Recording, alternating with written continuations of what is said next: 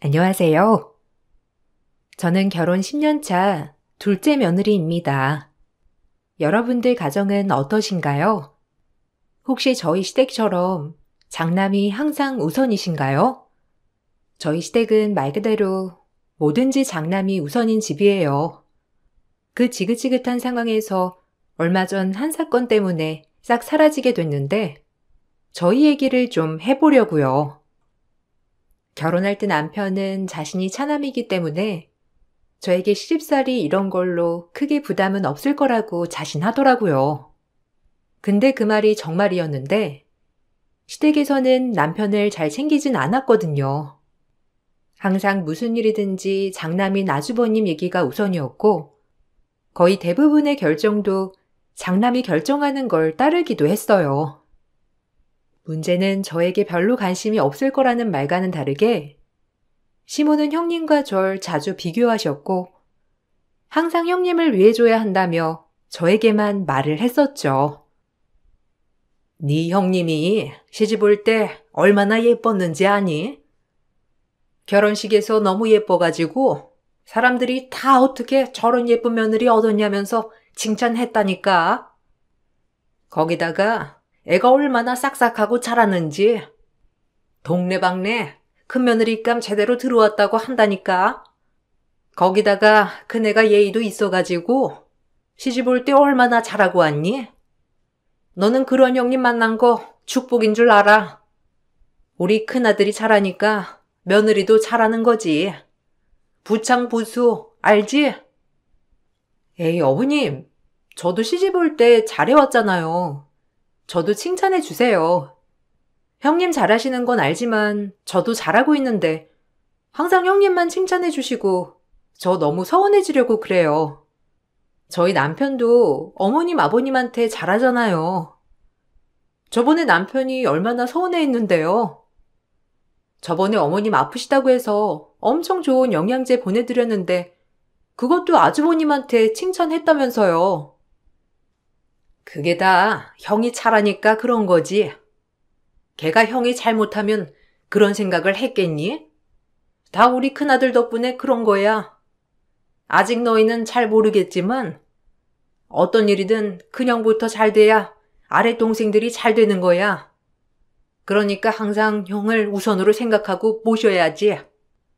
너희 그렇게 서운하게 생각하면 안 돼. 나중에 형이 알아서 동생들 챙기지 않겠니? 항상 큰아들을 제일 우선으로 챙겨야 한다고 강조하시기도 했고 남편도 가족들을 살뜰하게 챙기기도 했지만 정작 아주버님이나 형님은 가족들한테 크게 관심은 없었어요. 항상 자기들 일이 우선이었고 급할 때면 가족을 찾았지 연락 한 통 없었거든요. 그런데도 불구하고 시부모는 항상 큰아들 내의 바라기였죠. 형님네는 저희보다 2년 먼저 결혼을 했는데 아이가 잘 생기지 않았어요.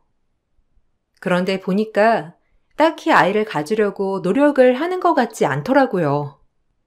남편도 아주버님이나 형님이 아이에 대한 생각이 없다고 해서 저희는 그 부분에 대해서는 크게 생각을 하진 않았어요. 그런데 저희가 결혼을 하고 얼마 지나지 않아 바로 임신을 하게 됐는데 입덧으로 힘든 저에게 찾아와 시모는 기가 막힌 얘기를 하더라고요. 어머님, 어떻게 오셨어요? 안 그래도 입덧이 좀 심해서 전화 드린다고 하고 못 드렸는데 입덧이 많이 심하더라고요. 오늘은 하루 종일 아무것도 못 먹고 누워만 있었어요. 같이 나가서 식사라도 대접해드리고 싶은데 어떻게 해요? 좀 이따가 남편 온다고 하니 오늘은 남편이랑 밖에 나가서 맛있는 거 같이 드세요. 밥은 됐고, 너 어떻게 벌써 임신을 한 거니? 그래도 조심해야 하는 거 아니야? 니들이 결혼한 지 얼마나 됐다고 벌써 임신을 해? 나는 너 임신했다는 소식 듣고 깜짝 놀라서 이렇게 달려왔어. 임신을 해도 왜 지금 한 거야? 에휴, 정말 내가 답답해서 내가 너한테 뭐라고 했니? 항상 첫째, 네 아주버님을 우선시 해야 한다고 했잖아. 네? 아니, 그게 무슨... 아주버님한테 아직 말을 못해서 그러신 거예요? 저희가 말을 하려고 했는데 아직 안정기가 아니라서요. 나중에 안정기 되면 그때 말하려고요. 어머님, 아버님한테도 나중에 말씀드리려고 했는데 이번에 가족들 다 모이는 날 저희는 못 갈 것 같아요. 보시다시피 입덧이 너무 심해가지고 어디 가는 게 너무 부담스럽기도 하고요. 아니, 그게 아니라 어떻게 형님이 임신을 안 했는데 니들 먼저 아이를 낳을 생각을 하냐고. 아무리 그래도 순서가 있지. 이러면 순서가 틀린 거잖아. 원래 형이 먼저 결혼하고 임신해서 출산을 해야 아이를 갖는 거지. 이렇게 덜컥 임신해버리면 어떡해? 내가 세상 둘째가 먼저 애 낳다는 건 처음 들었네. 너희 아무리 생각이 없어도 그렇지. 이런 건 형님이랑 상의를 해야 하는 거 아니니? 임신을 왜 형님이랑 상의를 해요? 어머님 아무리 그래도 이렇게 화를 내시는 건 아니죠. 저희가 어린 나이도 아니고, 그리고 형님네도 아직 아이 생각이 없다고 하는데, 그럼 형님네 아이를 안 낳으면 저희도 낳을 수 없는 거예요? 그리고 임신은 다른 사람이랑 상의하는 게 아니라 남편이랑 상의해서 결정을 해야죠. 그런 법이 어디 있어? 니들한테 그냥 부담 갖지 말라고 어른으로서 그렇게 말한 거지. 아무리 그래도 순서라는 게 있는 거야. 일단 형님한테 전화해서 죄송하다고 사과하고 순서 못 지켜서 미안하다고 해.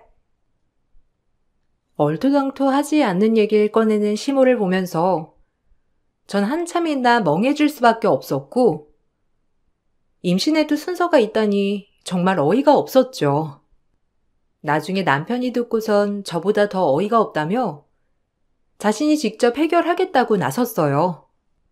시부모는 원래 그런 생각을 가지고 있으니 그렇구나 생각을 할 수 있었지만 아주버님과 형님 태도가 저를 더 황당하게 만들었죠.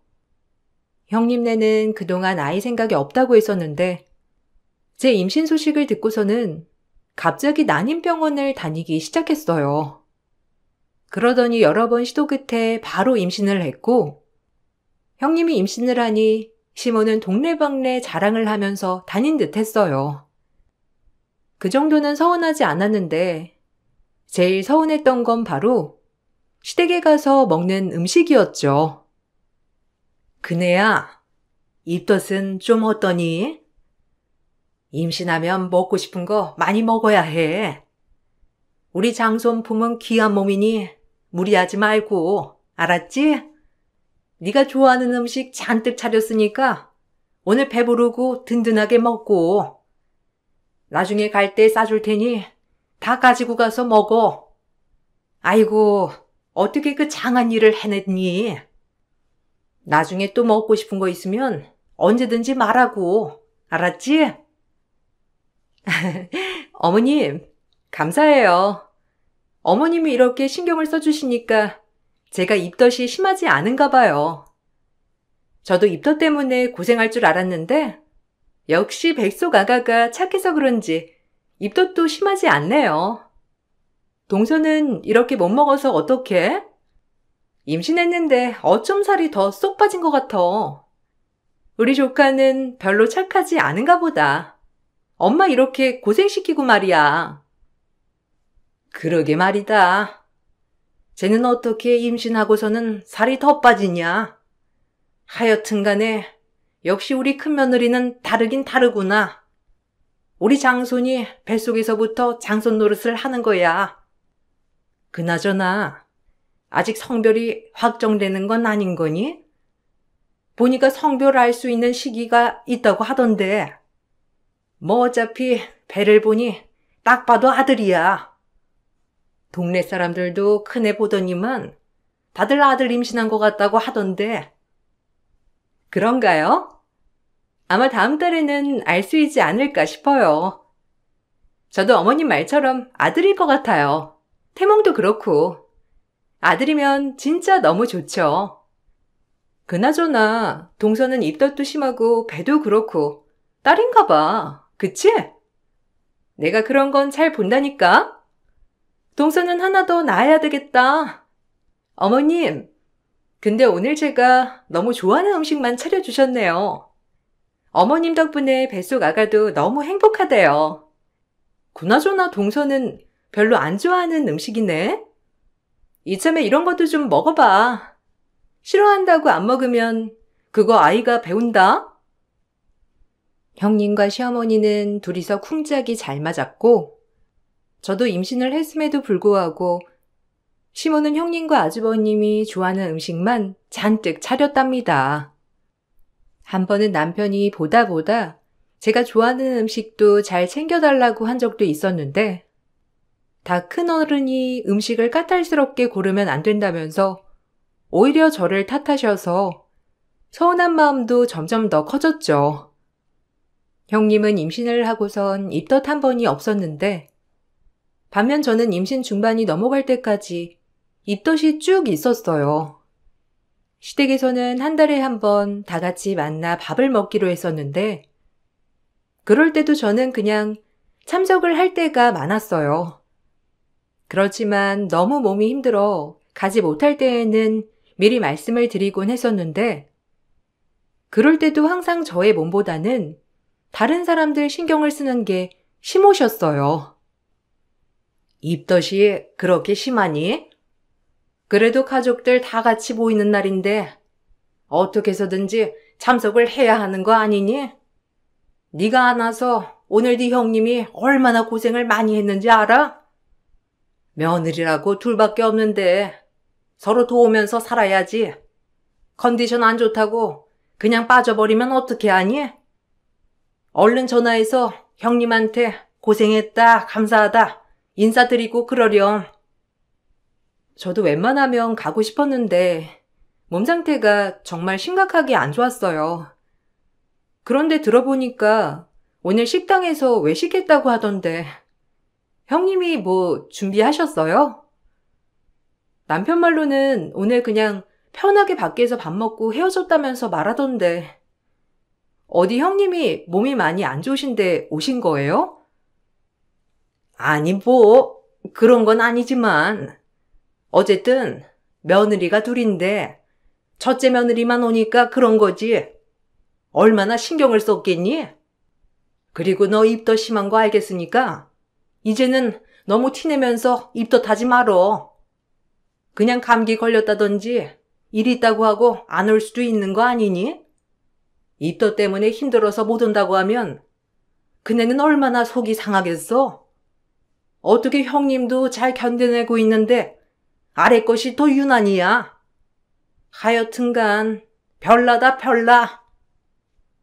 무엇이든지 대부분 형님 위주로 돌아가고 형님은 아무것도 하지 않아도 모든 덕이 그쪽으로 향했는데 가장 서운했을 때라면 바로 성별이 나온 날이었어요. 저는 형님보다 일찍 임신을 해 먼저 알게 되었는데 딸을 임신하고 있었죠. 형님이 성별을 알게 되던 날 갑작스럽게 시댁에서 저녁을 같이 먹자면서 다 초대를 하더라고요. 알고 봤더니 형님이 아들을 임신해 축하를 하는 자리였어요. 아이고, 우리 장한 큰며느리. 역시 집안대를 이을 수 있게 아들까지 품고 있고 내가 정말 며느리 하나는 잘 뒀다니까. 그네야, 오늘 많이 먹거라. 네가 잘 먹고 건강해야 뱃속 우리 장손도 건강하지. 너 좋아하는 음식 잔뜩 했어. 우리 장손 이름 뭘로 지어야 하나? 고민 좀 해봐야 되겠다.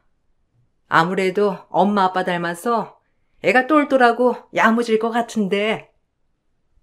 역시 우리 장남이 한 번에 아들을 갖고 장하구나 장해. 첫째는 뭐니 뭐니 해도 아들이어야지. 병원에서 뭐라고 하니? 잘 자라고 있다고 하지? 벌써부터 언제 태어날지 너무 기대가 되는구나. 아들 닮으면 뭐든 잘할 텐데 말이야. 옛날이었음 동네 잔칫감인데. 어머니 아버지, 좀 너무하신 거 아니에요? 우리의 성별 나왔을 땐 별다른 말 안 하더니만 무슨 잔치까지. 그리고 저번에는 사촌 출산했을 땐 딸이고 아들이고 건강하게 낳기만 하면 된다고 해놓고서는 무슨 아들 타령이에요. 듣다 보니 내가 너무 서운해지려고 하네. 그리고 매번 이런 식으로 형수님 좋아하는 음식만 차릴 거예요? 이럴 거면 그냥 우리 모임에는 안 올게요. 다 따로 만나요. 이것 봐라. 그네는 그래도 가족 모임이라고 어떻게든 챙기려고 꼬박꼬박 나오는데 둘째는 보이냐? 어떻게든 무슨 핑계를 대서라도 빠지려고 하는 거 막내는 막내야. 아직도 아기야 아기.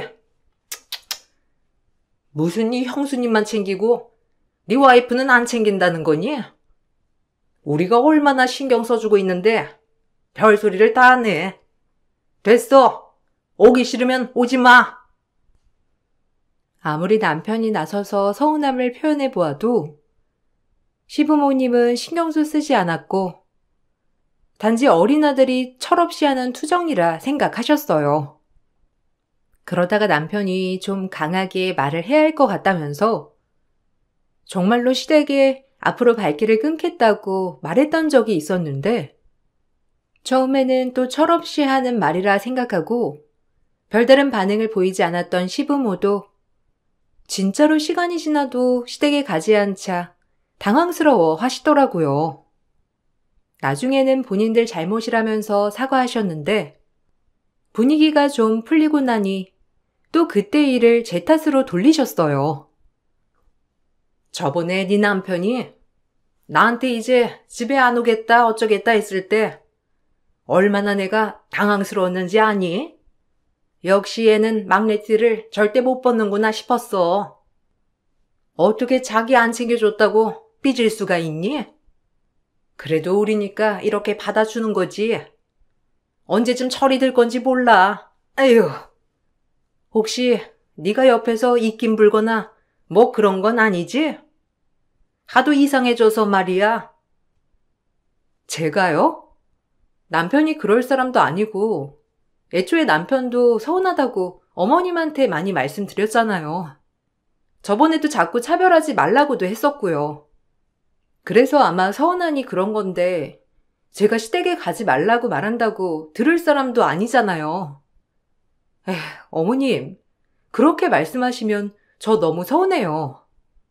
그때는 형님만 챙겨서 미안하다고 하시고서는 아니 뭐 우리가 첫째를 좀 위해주긴 하지만 남들이랑 뭐 다를 게 있겠어? 단지 첫째고 더 하는 일도 많고 수고로운 일도 많으니까 챙기는 거지. 아직 니들이 어려서 잘 모르는 거야. 나이 들어봐. 원래 나이 순서대로 챙기게 되어 있어. 아유, 난 우리 작은 아들이 애교 많은 막내라고는 생각했지만 안 그러던 아들이 자꾸 그러니까 말하는 거지 뭐. 큰애야 원래 우직하고 생각이 깊었긴 했다만 어쨌든 작은 애가 엄마밖에 모르는 효자였는데 갑자기 불평불만만 쏟아놓으니 내가 이렇게 생각할 수밖에 더 있니? 아들도 원망스럽지만 그 모든 원인은 저에게 있다고 생각하는 듯 했고 그래도 한번 상황이 있어서 그런지 많이 조심하시는 듯 했어요. 그런데 아이가 태어나고 나서는 점점 더 차별이 심해지기 시작했답니다. 제가 먼저 딸을 출산하게 되었는데 시모는 오지도 않으셨어요. 절 배려하시느라 오시지 않으시는 건가 싶어서 집으로 간 후에 전화를 드렸던 적이 있었답니다. 어머님, 저 집에 왔어요. 어머님 그래도 손녀 보고 싶으실 텐데 전화도 없으시고 집에 오신다는 말씀도 없으셔서요. 혹시 제가 불편할까봐 한 번도 오지 않으신 거예요? 그렇게 생각 안 하셔도 돼요. 그냥 편하게 오시고 손녀도 보세요. 남편한테도 말은 했는데 그냥 신경 쓰지 말고 있으라고 했는데 그래도 편하게 오시라고 말씀드려야 할 것 같아서요. 아이 잘 태어난 거 알았으니 뭐 굳이 갈 필요가 뭐가 있어? 그래, 몸은 괜찮니? 어쨌든 아이 낳느라 수고했네. 안 그래도 내가 너 맛있는 거라도 먹으라고 아들한테 돈 보내놓았어. 그래도 넌 수월하지. 딸이니까 뼈대도 작고 그럴 거 아니야. 나는 우리 큰애가 아이 낳다가 힘들면 어쩌나 걱정이야. 나도 아들 둘을 낳아봤잖니? 이게 여간 쉬운 일이 아니라니까. 아, 형님은 이제 산 딸 얼마 안 남았죠? 저번에 제왕수술 생각하고 계시다고 해서 좀 일찍 나으실 수도 있겠다 싶긴 했는데. 근데 형님은 왜 제왕수술 하신다고 했던 거예요? 제가 출산할 때 물어보니까 웬만하면 자연 출산을 하는 게 좋다고 하더라고요. 제왕수술은 무슨? 그냥 나을 거야. 한번 지나가는 말로 한 거 가지고 그렇게 꼭 확인을 해야 되겠니? 너는 옛날에 태어났으면 소박 맞았어. 시댁에서 딸 낳고 그렇게 편히 쉬고 있으면 얼마나 구박받는데. 넌 참 좋은 시절에도 태어났다. 하여튼간 몸 잘 챙기고 이번에 출산했으니까 다음에 가족들 모일 때 꼭 와야 한다. 그때 큰애 출산하기 전에 맛있는 것 좀 먹고 그러자. 말은 이렇게 하시지만 그래도 용돈을 챙겨주셨다고 하니 속은 그러지 않으신가 했는데 남편한테 물어보니까 5만 원만 보내셨다고 하더라고요. 얼마 뒤 형님이 출산을 하셨고 그때 산후조리 비용도 시댁에서 다 줬고 아이한테 필요한 물건들은 다 새 걸로 하나부터 열까지 사주셨다는 걸 알게 되었어요. 저에게 차별을 했을 때보다 아이에게 차별했을 때 더 서운하더라고요. 그나마 남편이 딸을 엄청 아껴서 좋은 물건을 알아서 사줬고 되도록 시댁의 아이와 같이 가진 않았지만 갈 때도 갔다 오고 나서도 혹시나 아이가 상처받지 않을까 남편과 저도 조심스럽기도 했어요. 시모는 아이가 자라면서도 한 번을 저희 집에 온 적은 없었는데 손녀가 보고 싶다고 하거나 맡기라는 말도 하지 않으셨고 부탁을 드려도 아이는 엄마가 봐야 한다며 거절하셨죠. 그런 시모가 어느 날은 뜬금없이 집으로 찾아오셨어요. 어머, 어머님, 어떻게 연락도 없이 오셨어요? 어머님 갑자기 오셔가지고 깜짝 놀랐어요. 한 번도 오시질 않으시다가 오늘은 어쩐 일로 여기 주변에 볼 일 있으셔서 오신 거예요? 미리 말이라도 해주셨으면 약속 늦추기라도 했을 텐데 오늘 아이랑 같이 어딜 좀 가봐야 해서요. 한 30분 정도밖에 시간이 안 될 것 같아요. 어쩌죠? 뭐 난 상관없으니까 네 볼일 봐. 아휴, 니들은 물건이 왜 이렇게 많니? 이거 사주면 네 딸이 잘 가지고 놀긴 하니? 아직 어려서 뭘 모를 것 같은데. 잘 쓰긴 하는 거야? 보니까 새 거 같은데 손도 잘 안 되는 것 같은데 잘 안 쓰는 거면 내가 좀 가져갈게. 이런 거 필요도 없는 물건 집에 그냥 두면 복 나가. 바로바로 치워줘야지. 이렇게 두면 안 돼. 네? 이거 아이가 잘 가지고 노는 거예요. 어머님, 왜 그러세요? 갑자기 오셔서는 뭐 필요한 거 있으신 거예요? 말씀을 하시면 제가 찾아볼게요. 여기에 나와 있는 건 다 애가 놀면서 쓰고 있는 물건이라서 가지고 가시기에는 좀 그러실 것 같은데. 에이, 이런 거 물건 많이 가지고 어떻게 하니? 한두 개만 사주면 되지. 일단 이거랑 이거는 내가 가지고 갈게. 우리 장손이 좀 컸다고 집에서 너무 심심해하는 거 있지? 그네가 오늘 일 있다고 해서 애를 맡겨두고 갔는데 집에 뭐가 있어야 말이지. 물어보니까 니들 딸한테 엄청 사주고 그런다며. 좋은 건 나눠 써야지. 여자애들은 솔직히 이런 거 별로 필요 없어. 시모는 갑자기 집에 찾아와서는 장손줄 물건 없나 보고 가지고 가버렸고, 갑작스러운 상황이라 놀라기도 했지만 당장 30분 뒤에 약속을 가야 해서 어떻게 할 수가 없었어요. 시모는 할머니라며 반가워하는 딸을 뒤로하고 물건만 이리저리 살피느라 바빴어요. 딸이 뒤에서 빤히 보고 있음에도 불구하고 물건에만 집중하는 시모의 모습이 아직도 생생하게 기억이 나네요. 이 사건 이후로 저희는 시댁에 가는 발걸음을 줄였고, 명절이나 큰 행사 빼고는 대부분 가지 않았지만 그래도 시댁에 가는 걸 아예 멈추진 못했죠. 남편도 저도 그때는 원래 첫째만 좋아하셨으니 영까지 끈을 잃을까 고민만 하고 있었는데, 한 번은 시댁에서 밥을 먹고 치울 때 일이 생겼어요. 준이, 할머니 봐봐. 이렇게 해서 닦는 거야. 알았지? 이제 걸음마 하고 다니니까 앞으로는 상 네가 닦는 거다. 알았니? 그리고 밥 먹기 전에 수저 숟가락은 네가 가져다 놔야 하는 거고, 나중에 다 네가 해야 할 일이니까 엄마 하는 거 잘 보고 따라해. 알았지? 어쩔 수 없이 네가 딸로 태어났으니까 해야 하는 일이니 어쩌겠니? 어머니, 지금 뭐 하시는 거예요? 딸한테 왜 행주를 지어주세요? 그거 저 주세요. 아직 딸 어리고 말도 제대로 못하는 애한테 벌써부터 그런 걸 하라고 가르치시면 어떡해요? 그리고 딸한테만 말하지 마시고 저기 어머님 손주한테도 말하셔야지. 나중에 애들 이거 제대로 알면 서운해해요. 저희처럼 그냥 그렇구나 하고 넘어가지 않는다고요. 딸이랑 아들이랑 같니? 원래 다른 걸 뭐 어떻게 하라고? 그리고 장손한테는 이런 일 맡길 일이 없는데 왜 말을 해? 어차피 주은이 있으니까 나중엔 주은이가 다 해야 할 일이고, 지금부터 교육해두면 나중에는 더 편하지 않겠어? 대환이는 저기 저 방에 들어가서 아빠랑 텔레비전 보고 있어. 이런 건 남자가 하는 거 아니야. 알았지?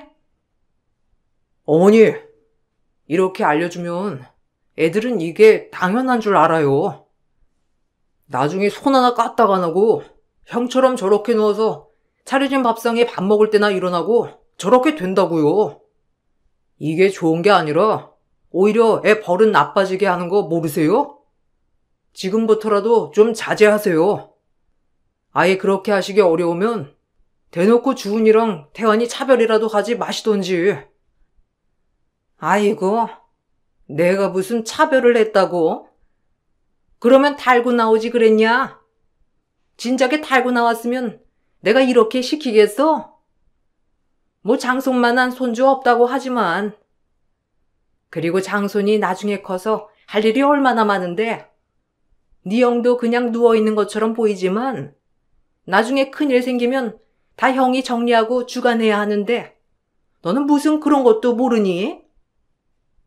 남편이 아무리 말을 해봤자 시부모기에는 들어가지도 않았고, 차라리 우리가 발길을 줄이는 게 나을 것 같다 생각이 들었어요. 해가 갈수록 두 손주들 태도는 점점 달라졌는데, 딸은 머리가 좋아서 6살이 되기 전부터 한글을 떼기 시작했고, 영어 알파벳은 진작에 뗀 상태였어요.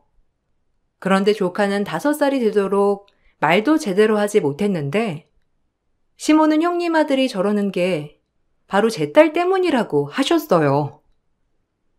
아유, 저렇게 딸이 집안에서 잘난 척 하니까 아들이 길을 펼 수나 있나. 너는 애를 데리고 올 거면 좀 교육을 시켜서 데리고 와야 하는 거 아니니? 아무리 그래도 저렇게 앞에서 잘난 척 해버리면 다른 애가 얼마나 기죽고 그러겠어. 에휴, 여자가 길을 펴면 안 된다는 말이 여기서 나온 거지. 우리 태환이가 말이 트일 때가 됐는데도 이게 이러는 이유가 있다니까. 저희가 보면 뭐 얼마나 본다고 그렇게 말씀하세요. 저희 한 달에 한 번도 안 보잖아요. 그런데 저희 딸이 말 잘한다고 태연이가 그래서 못하는 거라고 말하시는 건 아니죠. 저번에 형님한테 검사 받아보라고 아는 기관 추천도 드렸는데 거긴 안 가보셨대요? 오늘은 형님도 안 오시고 뭐 문제가 있어서 가보라고 하는 건 아니고 그래도 말이 빨리 트이면 좋잖아요. 우리 장손이 뭐 무슨 문제라도 있다는 거야? 너 말을 너무 막 하는 거 아니니? 안 그래도 내가 여기저기 물어봤는데 말을 늦게 하는 애도 있다고 하더라. 그리고 그렇게 늦게 할수록 머리도 똑똑하고 더 좋은 거야. 쟤는 머릿속으로는 다 할 수 있는데 지금 환경이 그래서 그런 거지. 그리고 한 달에 한 번 봐도 애가 기가 한 번 죽으면 이게 아무리 자주 안 본다고 해도 영향이 없다고 할 수 있겠어? 다행히 시조카는 5살이 끝나갈 무렵에 말이 트였지만 감당이 안 될 정도로 말괄량이었고 시댁에 가끔씩 가게 되면 시조카는 시댁 집안 곳곳을 뛰어다니면서 사고를 쳤는데 시부모는 그 모습을 흐뭇하게 바라볼 뿐이었어요.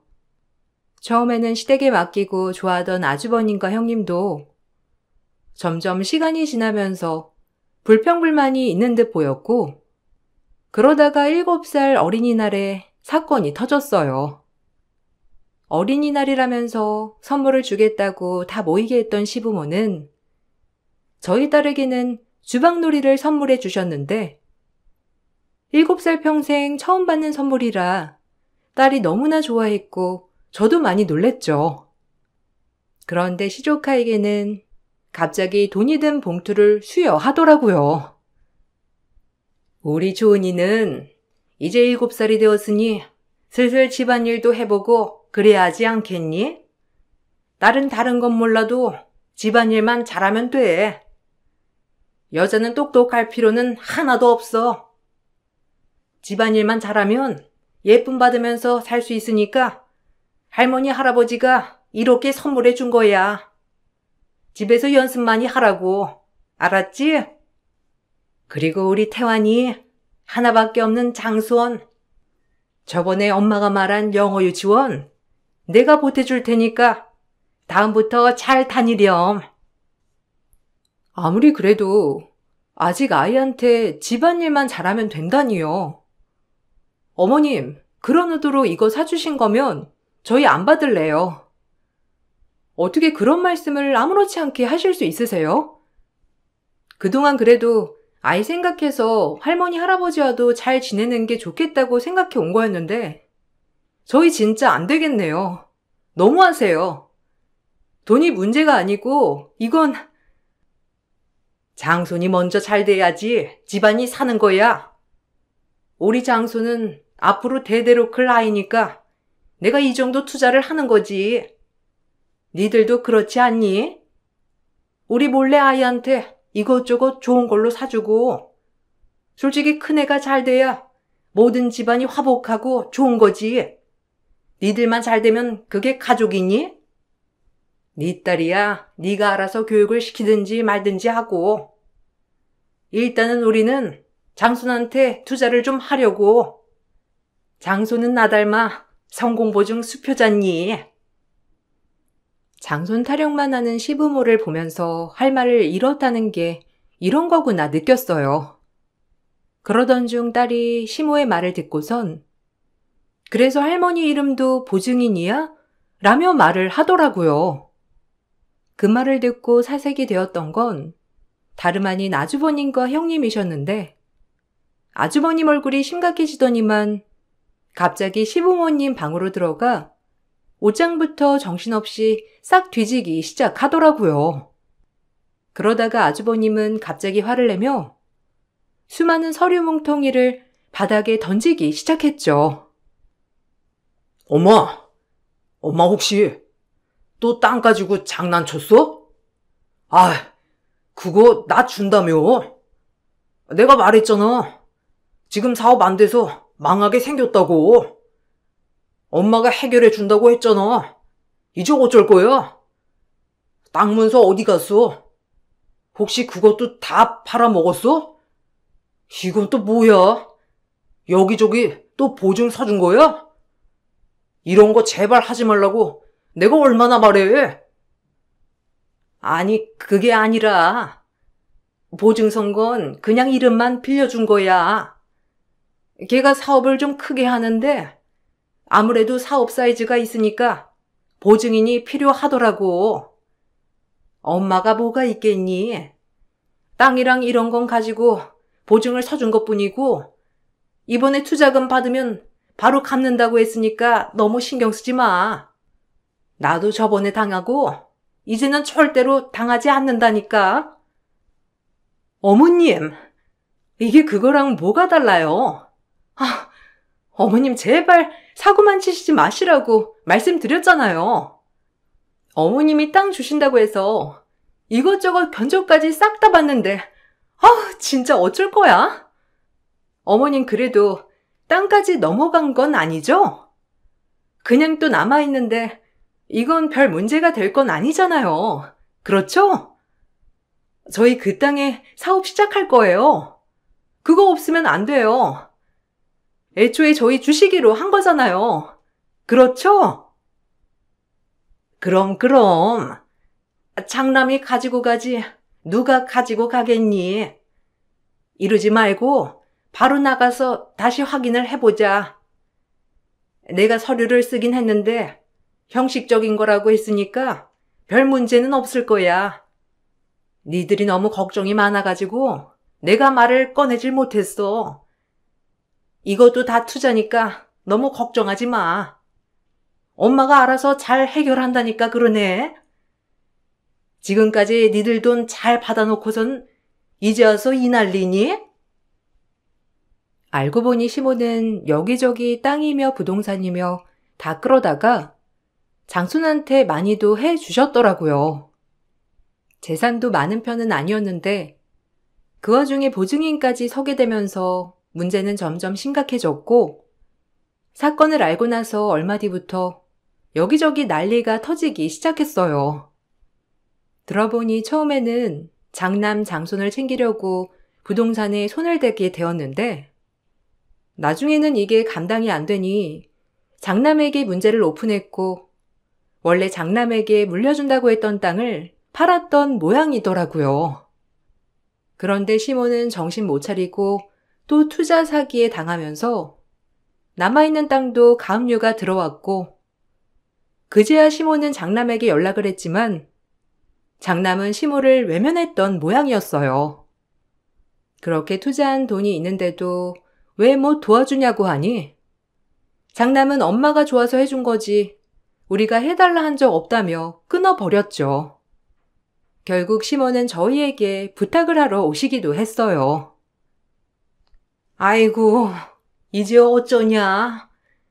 집도 모두 다 날아가게 생겼다. 우리 길바닥에 나앉게 생겼어. 그래도 엄마가 좁은 방 한 칸에서 사는 건 원하지 않지? 니들이 조금만 도와주면 다음 수습은 내가 어떻게든 해볼게. 조금만 도와주면 안 되겠니? 왜요?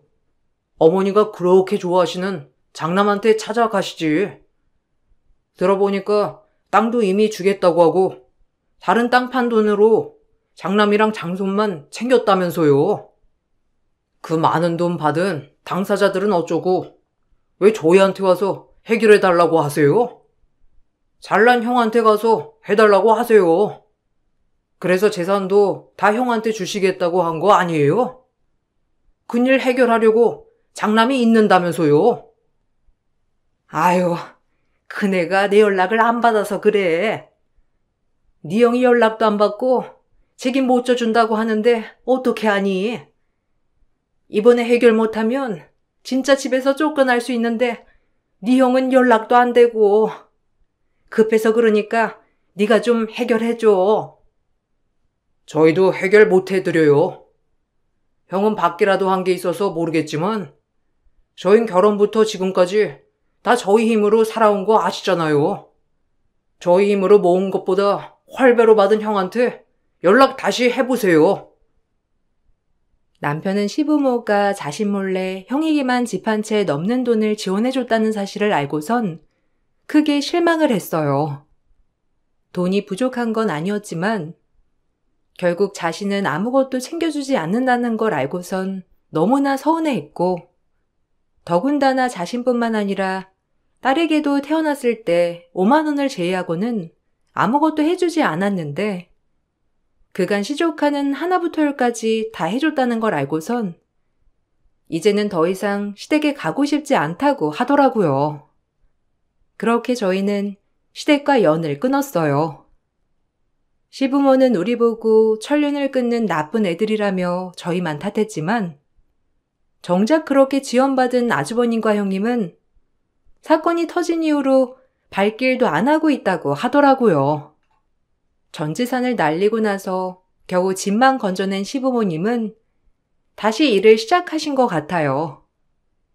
요즘 들어 다시 연락이 오고 있는데 저희는 아직 마음을 열 생각이 없어요. 주변에서는 그래도 천륜인데 이렇게 냉정하게 끊으면 안 되는 거 아니냐는 말도 하더라고요. 여러분들은 어떻게 생각을 하시나요? 여러분들이라면 어떻게 하시겠어요? 많은 분들의 의견 부탁드려요. 사연 들어주셔서 감사합니다.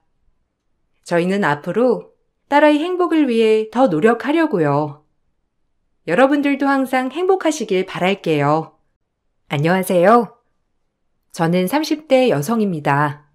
얼마 전 지인들을 만나 헤어진 전 남편 소식을 듣게 되었는데요. 몇 년이 지났는데도 불구하고 아직도 힘들게 살고 있다는 걸 듣고 보니 아직 벌이 끝나지 않았나 보다 생각이 들더라고요. 헤어질 때도 정말 징글징글하게 헤어졌었는데 이제는 그때 분노도 많이 사그라진 것 같네요. 그렇지만 아직도 그때를 생각하면 울컥울컥 올라오는 게 있는데요. 그때 얘기를 여기에 털어놓고 이젠 모든 걸 털어버리려고요. 사실 전 어릴 적 엄마가 돌아가시고 나서 아빠 홀로 저를 키우셨어요. 그나마 사업체를 운영하고 계셔서 경제적으로 여유로웠는데 아빠는 바쁜 일정에도 불구하고 저에게 많은 사랑을 주셨죠. 듬뿍 사랑을 받으면서 자라 연애를 했고 좋은 사람과 결혼까지 하는 줄 알았어요. 처음에 시댁 식구들은 절 너무나 마음에 들어 했거든요. 상견례에서도 시댁 식구들은 좋은 말만 하셨어요. 엄마 없이 자랐지만 저희 아이 정말 씩씩하게 잘 컸습니다. 부족해 보이실지라도 잘 부탁드립니다. 부족한 아버지 밑에서 누구보다 부족함 없이 자랐거든요. 저에게는 하나밖에 없는 핏줄이라 해주고 싶은 건 뭐든 다 해주고 싶은 게 제 생각입니다. 저는 원래 친가도 가족들이 별로 없었는데 이렇게 식구들이 많은 곳으로 시집을 간다고 하니 놀랍기도 했네요. 아유, 사돈께서 걱정이 많으실 거라 생각이 들어요. 그렇지만 하나도 걱정 안 하셔도 돼요. 우리가 식구들만 많지 다들 일하느라 다 모이는 일은 적고 거기다가 이제는 다 같이 일을 하니까 밥 먹을 때도 다 같이 차리고 치우고 그러고 있어요. 그러니까 며느리로 들어와도 혼자서 일 시키거나 그런 건 없으니까 걱정 마세요. 그리고 저는 우리 며느리 너무 마음에 듭니다. 솔직히 안사돈께서 일찍 돌아가셨다고 해서 처음에는 걱정이 많았지만 그런 거 전혀 티가 나지 않을 정도로 너무 잘 키우신 것 같아요. 아유, 그렇습니까? 잘 봐주셔서 제가 더 감사하네요. 사실 둘이서 결혼 준비를 하겠다고 했을 땐 조금 놀라긴 했습니다. 양가 부모님 손 안 벌리고 둘이서 모은 걸로 작게 시작하겠다고 하길래 앞에서는 그러라고 했지만 사실 부모 마음이 그런 게 아니죠. 더군다나 저는 딸아이 하나라. 괜찮으시다면 제가 해주고 싶은 건 해주고 싶은데 부담은 갖지 마시고 그저 딸한테 주는 결혼 선물이라고 생각하시면 좋을 것 같네요. 아유, 그럼요. 저희야 식구들이 많지만 사돈께서는 따님 한 명뿐이지 않습니까? 저희도 저희 아들 위해서 뭐라도 더 해주고 싶은 마음이 크죠. 저희도 사돈 마음 충분히 이해합니다. 딸이 조금이나마 편하게 살았으면 좋겠다는 마음을 어떻게 모르겠습니까? 다 알죠. 시집살이 이런 건 전혀 걱정할 필요 없으니 안심하세요. 저도 지독하게 시집살이를 당해서 며느리 입장이 어떤지 충분히 이해하고 있거든요. 화기애애한 상견례 이후 빠르게 결혼 준비가 진행되었어요. 아빠는 제 결혼 선물로 신혼집을 해주고 싶다고 하셨죠. 저는 극구 거절을 했지만 아빠도 하나밖에 없는 딸에게 꼭 해주고 싶은 거라며 끝까지 받으라고 하셨어요. 그렇게 신혼집은 친정아빠의 도움으로 마련을 하고 가구 가전은 남편과 둘이 모은 돈으로 모두 준비를 하게 되었어요.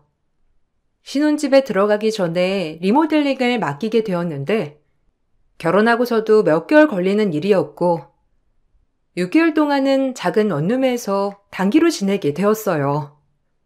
마침내 리모델링이 끝나고 신혼집으로 들어가게 되었는데 첫 입주날 시댁 식구들이 모두 몰려왔죠. 어? 뭐야? 리모델링 이렇게 하고 끝인 거니? 적어도 난 좀 고급 아파트처럼 해놓을 줄 알았더니만 이게 뭐야? 방은 3개밖에 없어? 나중에 애 태어날 거 생각해서 좀 큰 평수로 해주시지. 사돈께서는 하나밖에 없는 딸한테 뭐라도 해주실 것처럼 하시더니만 평수도 작고 리모델링도 대충 해주셨네. 이렇게 할 거면 그냥 리모델링 하지 말고 바로 들어와 사는 게 나았겠다. 괜히 밖에서 돈 썼네. 어머, 그러게 말이야. 엄마, 그래도 생각보다 넓긴 넓네. 나중에 오빠한테 방 하나 달라고 해야 되겠다. 언니, 괜찮죠? 저 여기 근처에 직장 다니잖아요. 저 시집 가기 전에 여기서 같이 살아도 좋을 것 같은데 언니는 어떻게 생각해요? 내 방은 여기로 하면 될 것 같네. 방이 좀 좁긴 한데 뭐 이 정도면. 그나저나 사돈 어르신은 돈도 그렇게 많다고 하시면서 너무 작은 평수로 주신 거 아니야? 리모델링은 남편이 맡겨서 한 거예요. 아빠는 그냥 바로 들어가서 살다가 불편한 거 있으면 나중에 고치거나 리모델링 하면서 살라고 했는데 남편이 굳이 꼭 리모델링을 해야 한다고 고집을 부려서요.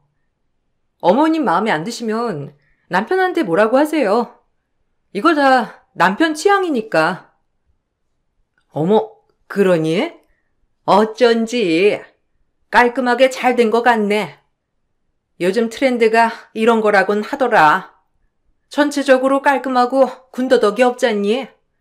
우리 아들이 좀 센스가 있어. 솔직히 집도 유행이 있어가지고 리모델링 할 때 유행한 되게 깔끔하게 하는 게 좋다고 하더라. 역시 우리 아들 이런 건 잘하긴 해. 그렇지? 돈 한 푼 보태준 거 없으면서 신혼집까지 쫓아와서 훈수 두는 걸 보니 화가 머리끝까지 올라오더라고요. 다행히 중간에서 남편이 잘라내긴 했지만 이게 전초전인 줄 꿈에도 생각하지 못했죠. 신혼집에 들어온 지 얼마 되지 않아 문제가 발생했는데 바로 남편이 실직을 하게 된 거였어요. 결혼을 하기 전부터 불안불안했었는데 결국 직장에서 잘리고 말았더라고요. 재취업을 고민하던 와중에 친정아빠가 본인 회사에 들어와 일을 하는 건 어떠냐며 제안을 해주셨고 그렇게 남편은 아빠 회사에서 일을 시작하게 되었어요. 시댁 식구들과 모이는 자리에 그 얘기를 꺼내니 다들 김칫국부터 들이키더라고요. 어머, 그럼 사돈이 너한테 회사 넘겨주려고 시작하는 거 아니니? 아니 왜? 그 부자들은 애초에 회사 넘겨주기 전에 사원부터 차근차근 올라가게 해서 자연스럽게 넘겨주잖아. 솔직히 아들도 없고 그렇다고 딸이 경영권 받을 것도 아니고 그럼 당연히 사위한테 넘겨주겠지. 어머, 진짜 그런가 보다. 아이고, 우리 사돈은 땡 잡았지 뭐. 딸 자식밖에 없어서 그대로 회사 넘겨야 할 판이었는데 사이가 생겼으니. 와, 오빠 그럼 사장 되는 거야? 오빠 사장 되면 나한테 자리 하나 주면 안 돼? 공부하는 것도 힘들고 나도 그냥 회사 다니면서 월급 받고 싶은데. 오빠가 사장 되면 지금 이렇게 공부하는 거 안 해도 되는 거잖아. 완전 대박이다. 아직 그런 거 아니야. 그냥 장인어른이 와서 일해보라고 해서 가는 거야. 나도 처음 배우는 분야라서 잘 모르고 가서 일해봐야지. 그래도 어느 정도는 장인어른도 생각이 있으시니까 그런 거겠지? 그냥 와서 일하라고 하시진 않을 거 아니야. 거기도 정식으로 정규직 절차 밟고 들어가야 되는 곳인데. 안 그래, 여보? 장인어른 당신한테는 뭐라고 안 하셨어? 이번에 그만두는 직원이 있어서 그 자리에 당신 앉히신 거지 뭐. 너무 부담스럽게 생각 안 해도 돼. 당신이 안 맞으면 그만두는 거고 아빠도 그냥 한번 일해보라 가볍게 말씀하신 거니까. 그리고 아빠 아직 정정하신데 무슨 후계자야. 앞으로 30년은 더 일하실 수 있을 것 같은데. 솔직히 아빠는 사이가 신경 쓰이셔서 자리 하나를 굳이 마련하셔서 꽂아주신 거지만 전 걱정이 앞섰어요. 시댁 식구들 모두 김칫국을 들이켜고 있는 상황에서 아빠가 실제로 남편에게 덜컥 큰 자리를 주면 어쩌나 싶었거든요. 다행히도 아빠는 남편을 그냥 사원 자리에 넣어주셨고 그 외의 일은 전혀 간섭하지 않으셨어요. 그러다 보니 남편은 스스로 힘으로 승진도 하고 일도 해야 했는데 문제는 남편이 일을 지지리도 못했다는 점이었죠. 심지어 10년 넘게 다녔던 직원들이 도저히 못 참겠다면서 아빠한테 일 너무 못한다고 하소연을 할 정도였어요. 그걸 아는지 모르는지 시댁 식구들은 언제 남편이 승진하는지만 고대하고 있더라고요. 예, 사돈은 요새 별말을 안 하니? 아니, 아들이 거기 들어가서 일한 지 6개월은 넘은 것 같은데 어떻게 사원에서 동 바뀌었다는 연락이 없어? 사돈이 좀 바쁘시니? 아무리 바쁘셔도 사이 좀 챙겨달라고 네가 슬쩍 말해봐. 아니다. 6개월 만에 승진하면 다른 직원들 눈치 보이니까 그런 건가? 한 1년 지나면 그럼 승진시켜 주신다니? 한 번에 자리 올려도 우리 아들은 잘할 텐데. 어머님, 솔직히 말씀드리면 남편 일을 너무 못해가지고 직원들 불만이 엄청 많대요. 아빠도 요즘 난감하시다고. 실수도 너무 많고 거기다가 일도 안 하고 자꾸 딴짓해서 지적도 자꾸 받고 있고. 그냥 직원이었으면 진작에 권고사직했을 상황도 여러 번이었는데 그래도 아빠 사이니까 그냥 참고 넘어가고 있다고 하더라고요. 승진이 문제가 아니라 회사를 그만두느냐 안 그만두느냐가 문제인 것 같은데요? 우리 아들이 무슨 일을 못해? 걔가 아직 적응을 못해서 그렇지 얼마나 일 잘하는 앤데 머리도 똑똑하고 똑똑해서 명문대까지 간 애가 무슨 일을 못하니? 그 직원들이 시기 질투해서 그런 거지. 네가 아빠한테 잘 좀 말해봐. 다른 직원들이 시기 질투하는 것 같다고. 솔직히 오늘가는 그런 시선들도 견딜 수 있어야 하는 거야. 잘 얘기해봐. 아니요. 진짜로 남편 일을 너무너무 못해서 문제래요. 저도 아빠 말 듣고 좀 놀라서 친한 직원한테 물어봤는데 그렇다고 하던데요. 남편 요즘 뭐하고 다니는지 회사에서 자꾸 다른데 정신이 팔려있다고 하는데 남편한테 물어보면 대답도 안 해주고 답답해 미치겠어요, 어머님. 저한테 얘기하지 마시고 남편한테 좀 말해보세요. 남편은 일을 제대로 하지 않았고 늘 탱자탱자 놀기 바쁜 것 같았어요. 남편 역시 아빠가 알아서 자신을 승진시켜 줄 거라 생각을 했는지 제대로 일을 하지 않았던 모양이더라고요. 결국 남편은 아빠 회사를 그만둬야 했어요. 남편 스스로 일을 그만둔 거였지만 시댁에서는 당연히 난리가 났더라고요. 사돈, 정말 너무하신 거 아니니? 너 아빠한테 가서 제대로 말한 건 맞아? 어떻게 회사를 운영하길래 거기 사람들이 우리 애 괴롭혀서 일을 그만두게 해? 그만둘 거면 괴롭힌 그 직원들 그만두게 해야지. 너 네 남편 안쓰럽지 않니? 사장이 네 아빠인데 가서 네가 따져야지. 이러고 있으면 어떡해? 아이고, 불쌍한 우리 아들. 사람들 시기 질투 때문에 얼마나 괴로웠으면 장인어른 회사를 그만두겠어. 어머님, 그거 아니라고 제가 여러 번 말씀드렸잖아요. 회사 사람들도 참을 만큼 참았어요. 다들 10년 넘게 저희 회사에 근무하시던 분들이고요. 내내 회사에서 일도 제대로 안 하고 실수만 하고 큰 거래도 남편 때문에 놓칠 뻔한 적도 여러 번이었어요. 이미 거래처 끊긴 것도 있고요. 회사에 자꾸 손해만 끼치는데 당연히 다른 직원들이 좋은 눈으로 볼 수가 없죠.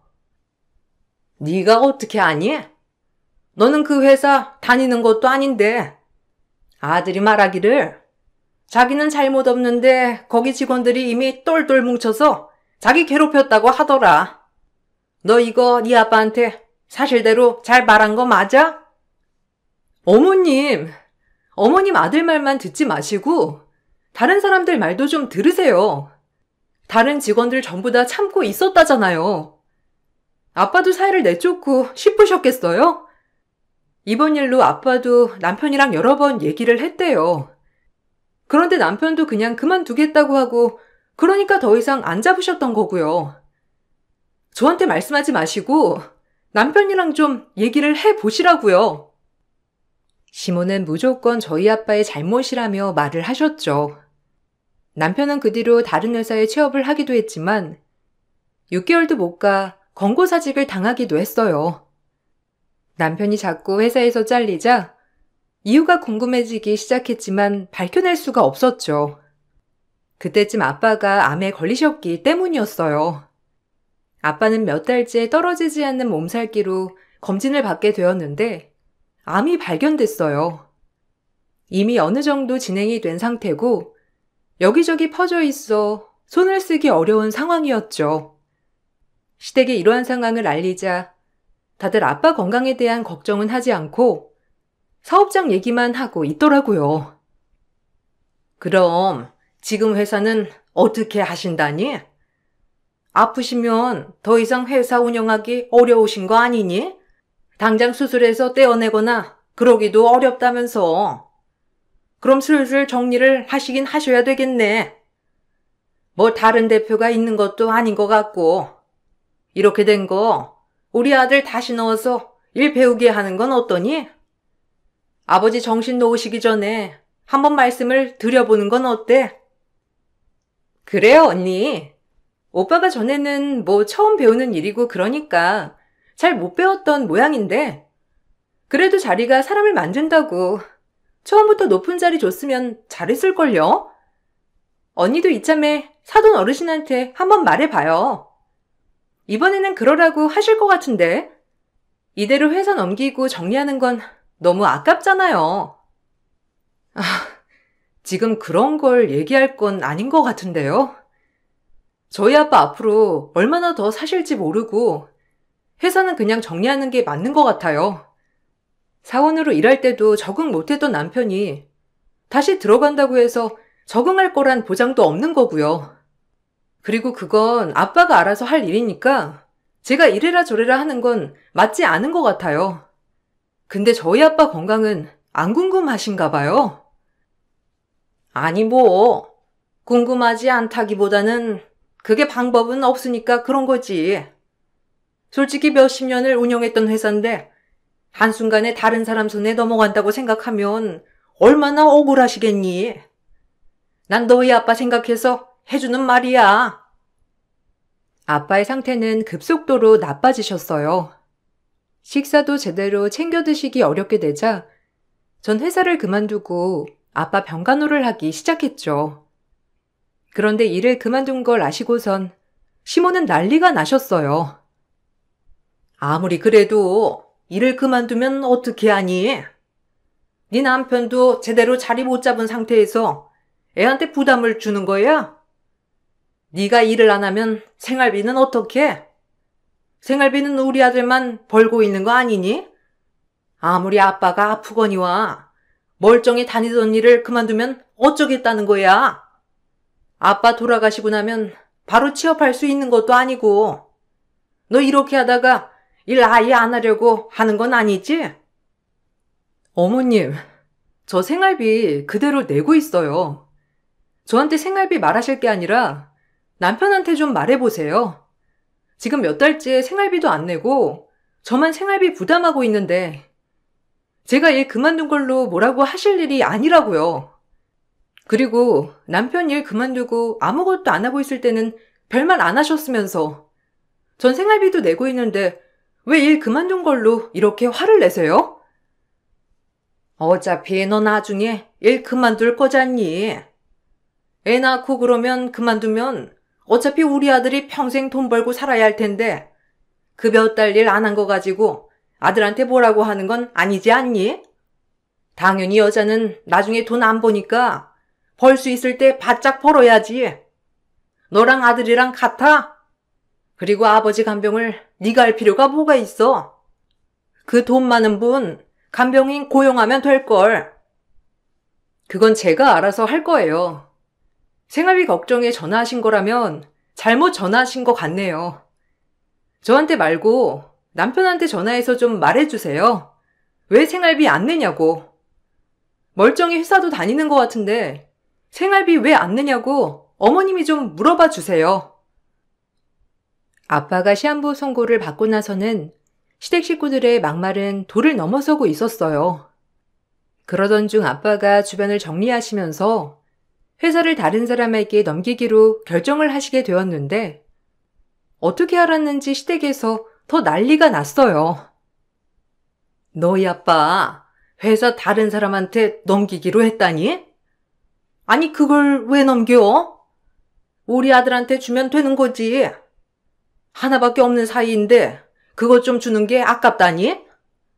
너희 아빠 참 웃긴다. 너 시집 보낼 때는 하나밖에 없는 딸한테 뭐라도 더 해주고 싶다고 하시더니만 이제는 사위는 안 보이신다니? 당연히 사위한테 줘야지.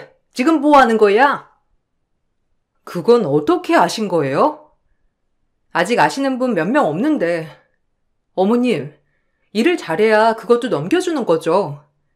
할 줄 아는 일이 하나도 없는데 어떻게 넘겨줘요? 애초에 제가 관여할 일도 아니고 어머님께서 이렇게 말씀하실 일은 더더욱 아닌 것 같아요. 내가 왜 신경 쓸 일이 아니니? 우리 아들이 관련된 일인데 너 참 말 섭섭하게 한다. 우리 가족이잖아. 당연히 가족이니까 이런 거 서로 걱정해주고 고민도 해줘야 하는 거 아니야? 나는 막말로 네 아빠한테도 서운하다. 하다못해 우리한테라도 의논을 하면 모를까. 매번 사돈이라고 이제는 가족이라고 하시더니만 이럴 때는 우리만 쏙 빼놓고 상의도 안 하잖니. 네? 그걸 왜 어머님이랑 상의를 해요? 어머님, 이건 아빠 회사 일이고 저도 관여할 수 있는 권한 없어요. 회사에 있는 직원들 생계가 달린 일인데 더 신중히 결정해도 모자란 일이라고요. 남편은 애초에 회사 받을 능력이 안 되고 남편도 그걸 잘 알고 있고요. 회사 처분에 대한 것뿐만 아니라 시댁에서 절 대하는 태도도 점점 달라졌어요. 아빠 병간호로 정신없는 와중에도 시댁에서는 무슨 일이 있을 때마다 꼭 제가 참석을 하길 바라셨죠. 모두 참석한 건 아니었지만 가끔씩 참석을 할 때면 제가 못 간 이유에 대해서 꼬치꼬치 캐묻기도 하셨어요. 너 저번에는 오라고 했더니 왜 안 왔어?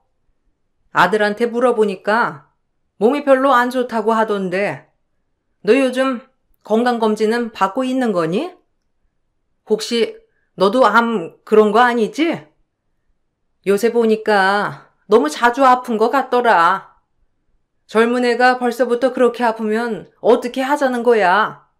에휴, 내가 걱정이 이만저만이 아니다. 건강한 애가 들어와도 모자를 판국에. 저 이번만 아파서 못 왔던 거고 저번에는 일이 있어서 못 온다고 말씀드렸었잖아요. 자주 아픈 것도 아닌데 자주 아프다고 하시면 제가 할 말이 없네요. 그리고 저보다 남편이 더 많이 아파요. 저는 남편 왜 이렇게 아픈지 어머님한테 물어보려고 했는데 뭐만 하면 몸살 났다, 감기 걸렸다 난리거든요. 어떻게 저보다 일도 안 하는 사람이 그렇게 자주 아픈지 모르겠어요. 우리 애야 스트레스를 많이 받잖니. 장인어른이 암이고 와이프는 까칠한데 스트레스 안 받고 살겠니?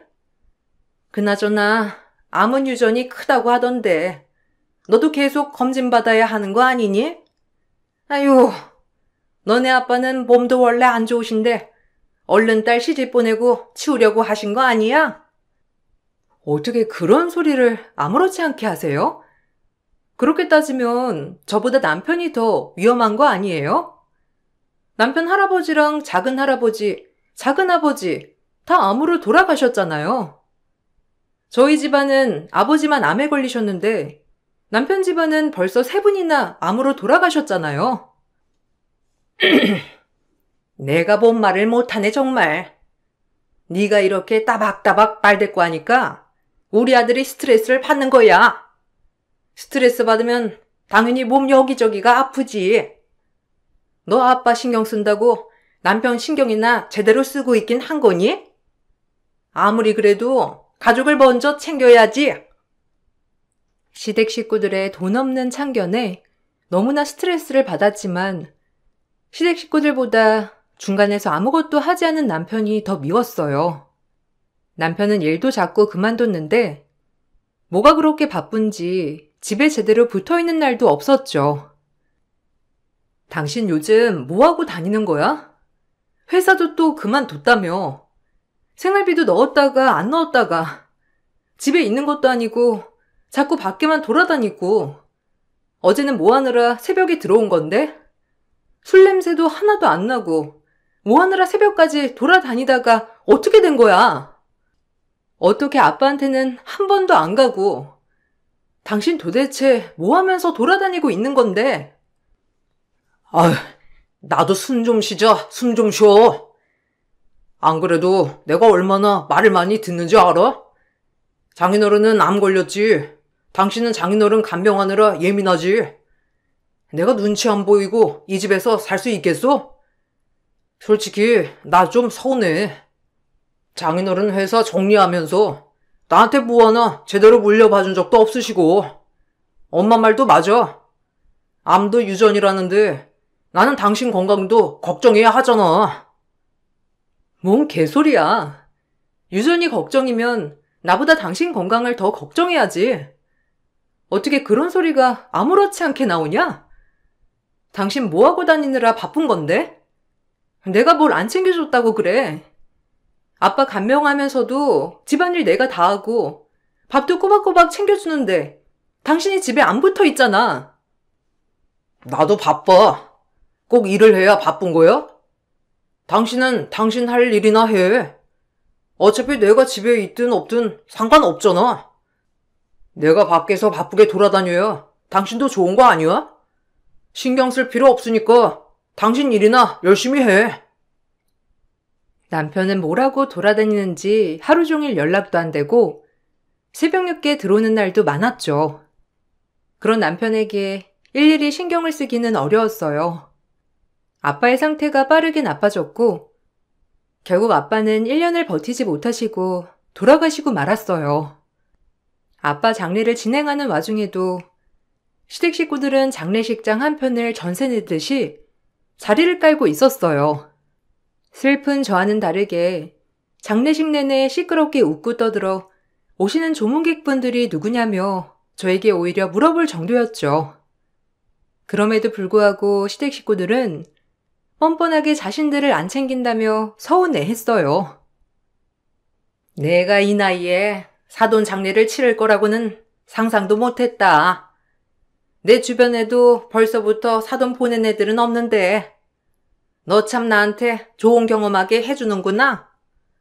그나저나 음식이 왜 이렇게 부실하니? 너 우리 이렇게 잘 안 챙기면 나중에 어쩌려고 그래? 이제는 너는 친정도 없고 우리한테 잘해야 하는 거 아니니? 음식이 좀 찔린데 뭐 시켜 먹을 건 없니? 어머님, 그러시지 마시고 그냥 댁에 가셨다가 나중에 오세요. 아니 그냥 제가 장례 마무리할 테니까 그냥 댁으로 가세요. 오시는 분들마다 다들 물어보세요. 여기서 이러시지 마시고 가셔서 그냥 나중에 연락 드릴게요. 너는 참 이상하다. 우리가 신경 써서 여기 자리해 주는 건데 어떻게 집에 가란 소리가 나오니? 참 서운하네 정말. 우리가 불편해도 여기 있는 이유가 뭐야? 그래도 가족이니까 있는 거잖아. 그럼 네가 알아서 우리 대접하고 그래야 하는 거 아니니? 솔직히 사돈 장례를 이 나이에 하는 사람이 어디 있어? 너는 나한테 미안해해야 하는 거 아니니? 이걸 왜 미안해해야 하는지도 모르겠고요. 어머님 여기 앉으셔서 이거 가지고 와라, 저거 가지고 와라 시키기만 하시고 거기다가 장례식장 직원분들한테 이것저것 다 지적하시면서 불편하시다고 하시고 여기 자리 이만큼이나 내내 쓰셔가지고 다른 조문객분들 식사할 자리도 없는데 비켜주시지도 않으시고 어머님이 더 너무하시네요. 결국 전 폭발해 장례식장에서 소리를 질렀고 시댁 식구들은 그제야 자리를 정리해 집으로 가더라고요. 비로소 조용하게 장례식을 치를 수 있었죠. 우라빠 발인식이 끝나고 전 유골함을 안고 펑펑 울 수밖에 없었어요. 그렇게 아빠는 제 곁을 떠나시게 됐죠. 모든 사람들이 슬퍼하고 있는 와중에도 시댁 식구들은 뭐가 그렇게 신이 났는지 내내 웃으며 장례식에 참석을 했어요. 그리고선 참을 수 없는 사건이 발생하고 말았는데 오열하고 있는 저에게 시모는 어이없는 말을 내뱉으셨어요. 장례식 이제 끝난 거니? 안 그래도 너 장례식 언제 끝나나 기다리고 있었는데 이제 너 할 일 없는 거지? 어차피 이럴 때는 정신 못 차리게 몸 막 쓰고 그래야 하는 거야. 너 생각해서 우리 김장하는 날 오늘로 잡았으니까 얼른 일어나렴. 눈물 그만 흘리고 정신 차려. 오늘 우리 집 가서 김장 800포기 담그자. 다른 식구들한테도 나눠줘야 하니까 부지런히 해야 되겠네. 네? 김장 800포기라뇨? 어머님, 지금 제정신이세요? 이제 막 아빠 보내드렸는데 무슨 김장이에요? 저 못 가요. 장례식이 이제 막 끝났는데 바로 김장하는 사람이 어디 있어요? 어떻게 제 상황은 하나도 생각 안 하시고 마음대로 그렇게 하세요? 내가 너 생각해서 오늘로 잡은 건데 너야말로 왜 그렇게 삐딱하게만 보니? 그래도 너 고생할까봐 내가 배추 다 절여서 왔는데 고마워해야지. 배추 물으면 네가 배상해라. 퍼뜩 있나? 이제부터 넌 갈 친정도 없고 기댈 곳도 없는데 이제 우리한테 잘해야 하는 거 아니니? 보아하니 우리 아들이 고생하면서 장례식 다 치러준 것 같은데 그 보답도 해야지. 보답이요? 네.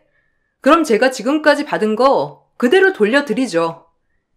그렇게 귀한 아들 제가 고생시켰으니 이제는 고생 안 시키도록 다시 돌려드릴게요.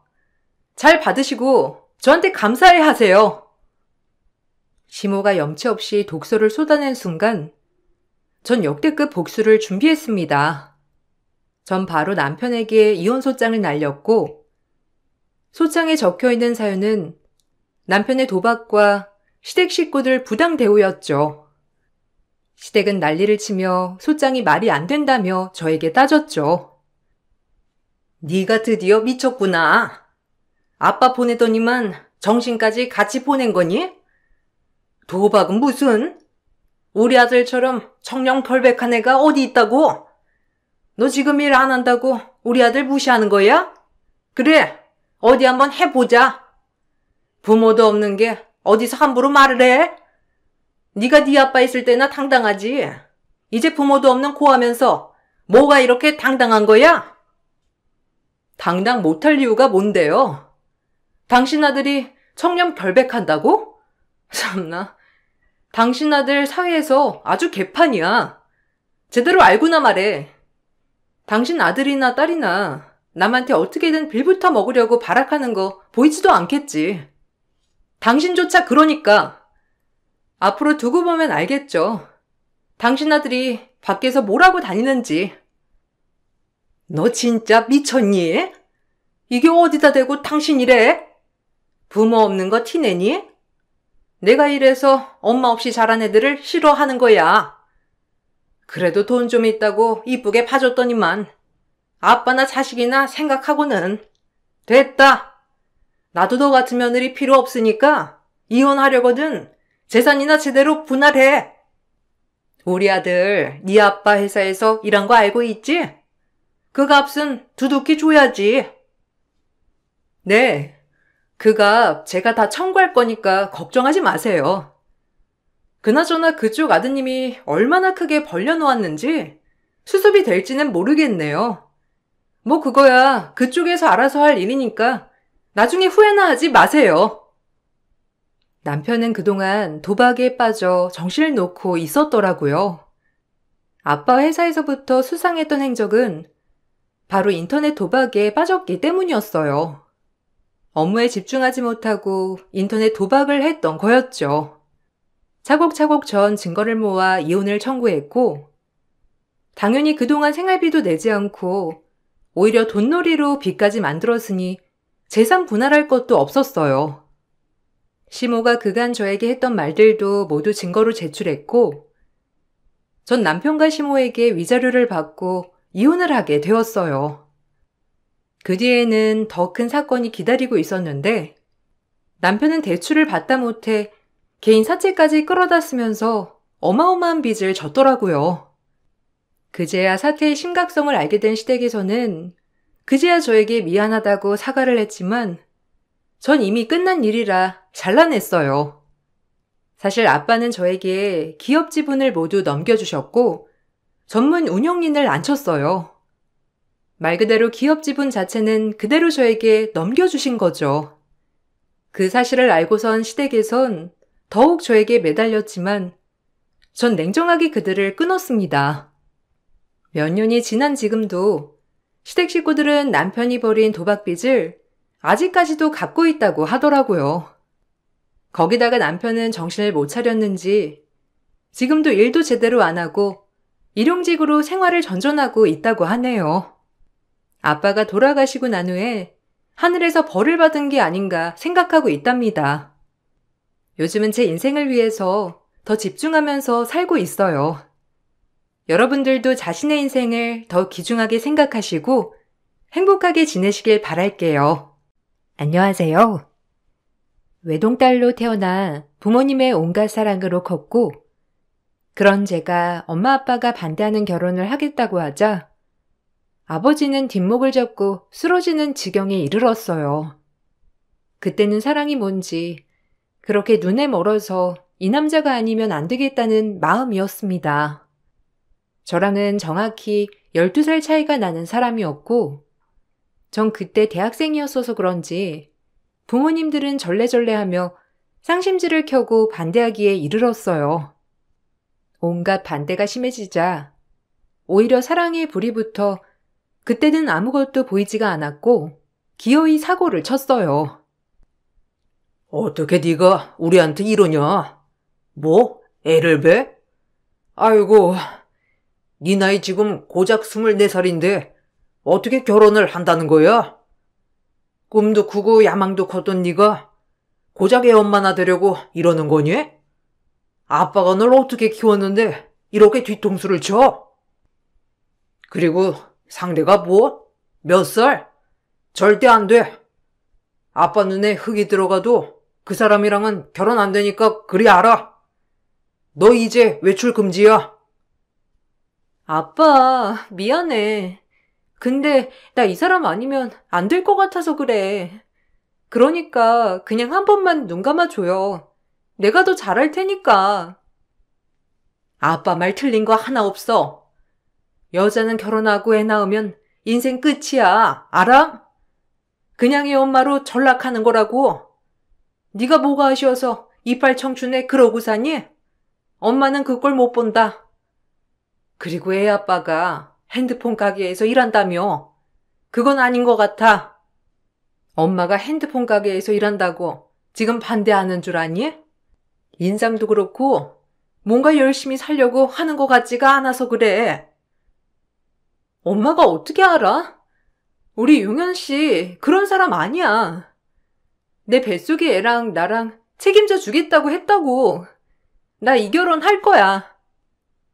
36이란 나이에 아무것도 없이 핸드폰 가게 종업원인 남편을 엄마 아빠는 반대했고 제 인생을 위해 결단을 내리라고 했어요. 부모님께 죄송하지만 전 남편과 아이를 택했고 그 즉시 아빠 엄마에게 쫓겨나게 되었어요.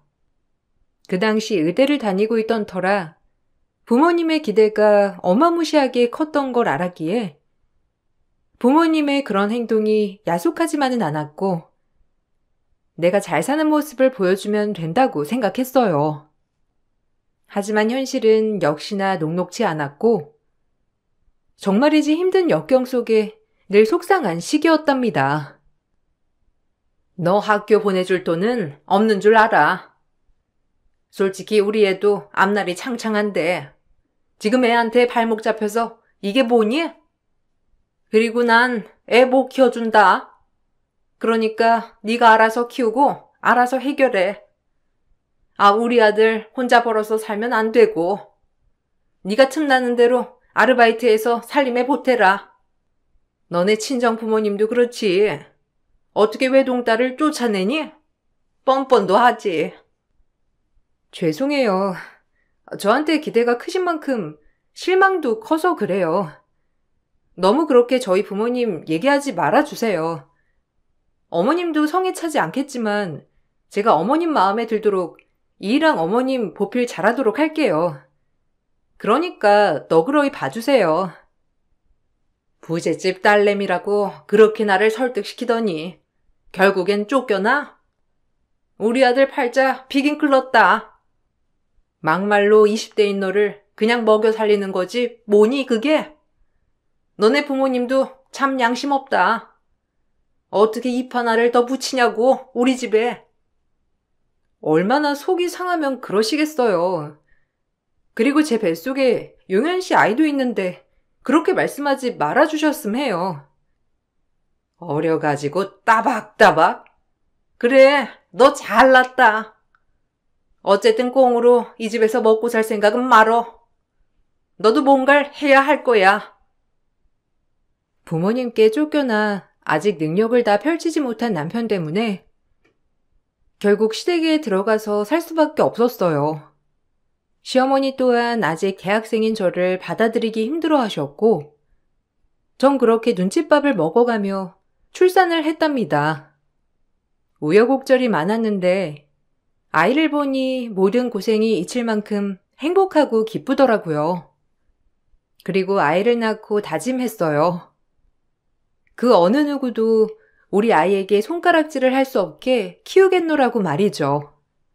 행복한 날 부모님이 안 계셔서 속상했지만 제 자리에서 잘하고 있으면 언젠가 용서해 주실 거라고 믿어 의심치 않았어요.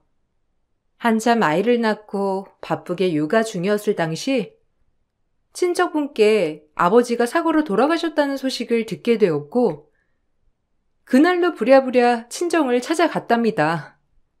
초췌한 엄마를 보고 눈물부터 나오더라고요. 엄마, 나왔어. 내가 너무 늦게 왔지? 아니, 아빠가 어떻게 된 거야? 우리 아빠가 왜 저렇게 사진 속에 있는 거냐고. 왜 이제 왔어, 이거사. 아빠가 말은 그렇게 해도 얼마나 널 보고 싶어 했는데 이 모진 거 같으니 어떻게 그러니? 내가 자리 좀 잡고 인사하려고 했지. 아직 딱히 뭔가 해놓은 게 없으니까 더 떳떳해지면 오려고 했단 말이야. 그래, 잘 왔어. 마지막 가는 길 이렇게라도 인사하면 아빠가 좋아하시겠지. 우리 이제 어쩐다니. 네 아빠가 없다고. 아빠는 기다려주지 않으셨고 그렇게 장례를 치렀답니다. 너무 믿기지가 않으니 현실감이 없더라고요. 그래도 남편이 있어서 이성을 잃은 저와 엄마를 도닥여주며 무사히 장례를 치를 수 있었어요. 그렇게 허망하게 아빠를 보내드리고 엄마는 모든 걸 내려놓듯이 저와 남편을 받아들이기로 결정을 하셨어요. 아무래도 아빠를 보내고 이런저런 생각이 많아 보이시는 엄마였거든요. 네 아빠 저렇게 허망하게 가고 하나 남은 자식을 어떻게 안 보고 사니? 우리도 미안했다. 너한테 대못을 박은 거지 뭐. 아빠도 엄청 후회하셨어. 그래도 그렇지. 어쩜 그렇게 소식을 딱 끊어? 네가 어떤 자식인데. 이제 우리 다 용서하고 잘 살아보자. 자네한테도 미안했어. 아무래도 우리 딸 앞날이 창창하니 내가 자네를 속상하게 한 것 같아. 이렇게 용서를 비네. 아니에요. 장모님이 충분히 그러실만 했죠. 나이 차이도 나고 오죽하셨겠어요. 저도 다 잊었으니 없던 일로 생각해요. 엄마, 고마워. 그리고 나도 정말 미안해.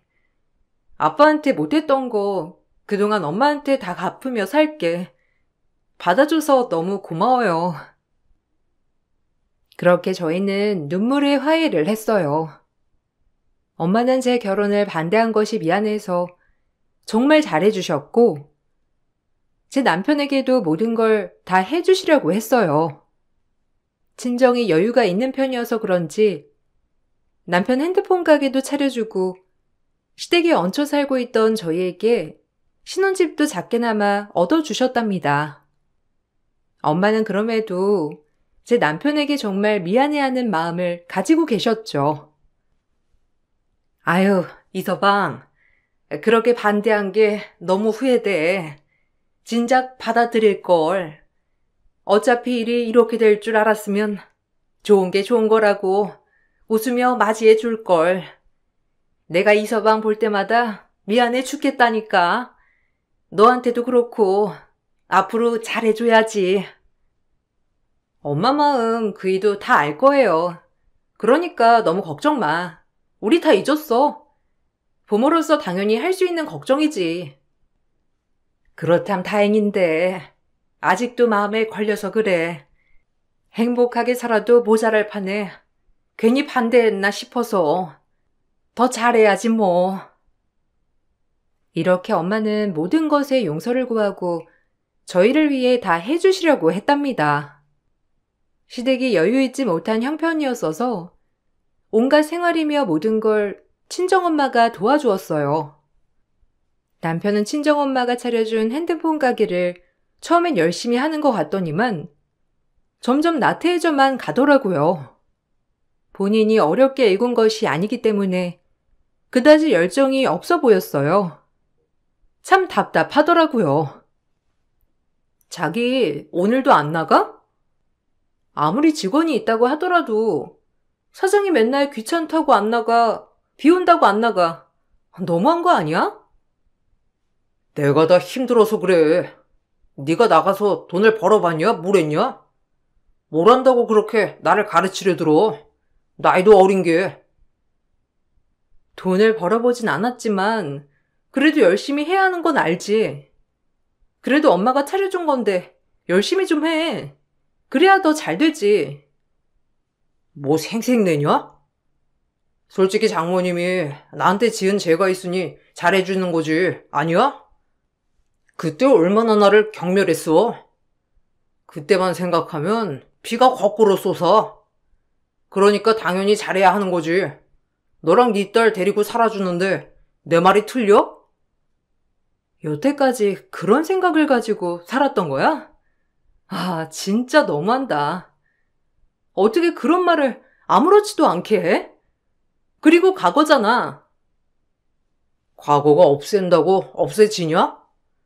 니네 엄마 솔직히 이제 혼자 있는 몸이니 아쉬워서 나 받아들인 거잖아. 그러니까 이 정도는 해야지. 돈도 그렇게 많은 양반인데.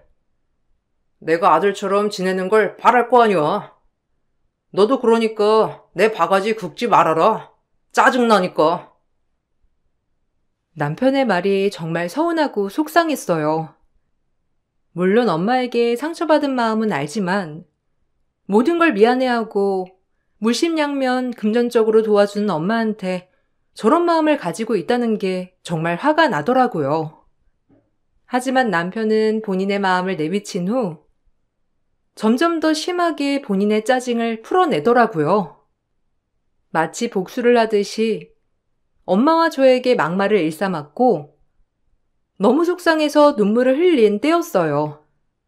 남편이 저희를 무시하기 시작하자 시어머니 또한 저희에게 막말을 하였고 그것을 보니 정말 화가 났었답니다. 남편 없이 이제 본인 책임지라고. 이제 와서 뭐 생활비 대주는 거냐? 너네 엄마는? 이제 와서 애 상처는 상처대로 다 줘놓고 뭐 당근과 채찍 이런 거니? 하여튼 웃긴다니까.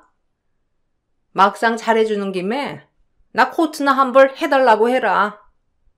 솔직히 너 얘 다니고 뭐고 아무것도 안 해왔잖아. 훌렁 몸만 와서. 네가 네 엄마한테 말해서 나 모피 코트나 예단으로 해줘.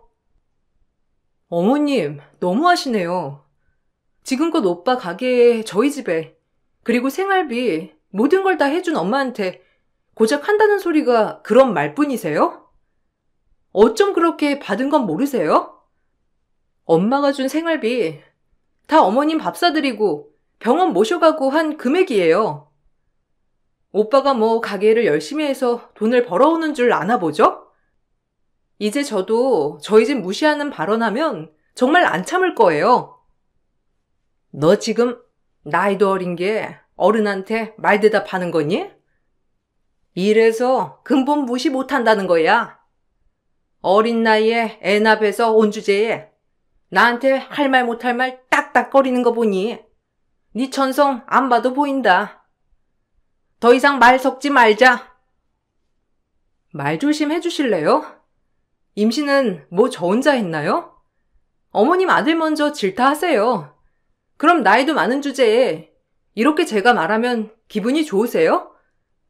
저도 똑같이 사람이고 기분 나쁘니 앞으로 제 앞에서 그런 말 한 번만 더 하면 가만 안 있습니다. 처음으로 어머님께 쌍심지를 켜고 달려드니 어머님조차 속수무책 아무 말도 못 하시더라고요. 진작 이랬어야 하는 건데 괜히 참았다 싶었어요. 본인들이 받은 건 생각 못하고 엄마를 물주로만 여기면서 처음 결혼을 반대했다는 걸로 계속 걸고 넘어지는 식구들에게 참지 않겠다고 생각했답니다. 하지만 이 사실을 알고 남편은 저에게 엄청나게 화를 내더라고요. 엄마한테 대들었다며? 너 오갈 데 없었을 때 엄마가 받아준 거 생각 못해? 네 집에서 쫓겨나서 우리 집에 빌부터 살았으면 네가 좀 눈치 있게 잘해야 할 거 아니야? 어디다 대고 엄마한테 대들어? 당장 가서 사과드려. 나 우리 엄마한테 그러는 거 못 참아. 웃기다 당신. 당신이야말로 우리 엄마한테 똑바로 하고나 말해. 당신 어머님이 뭘 해줬는데?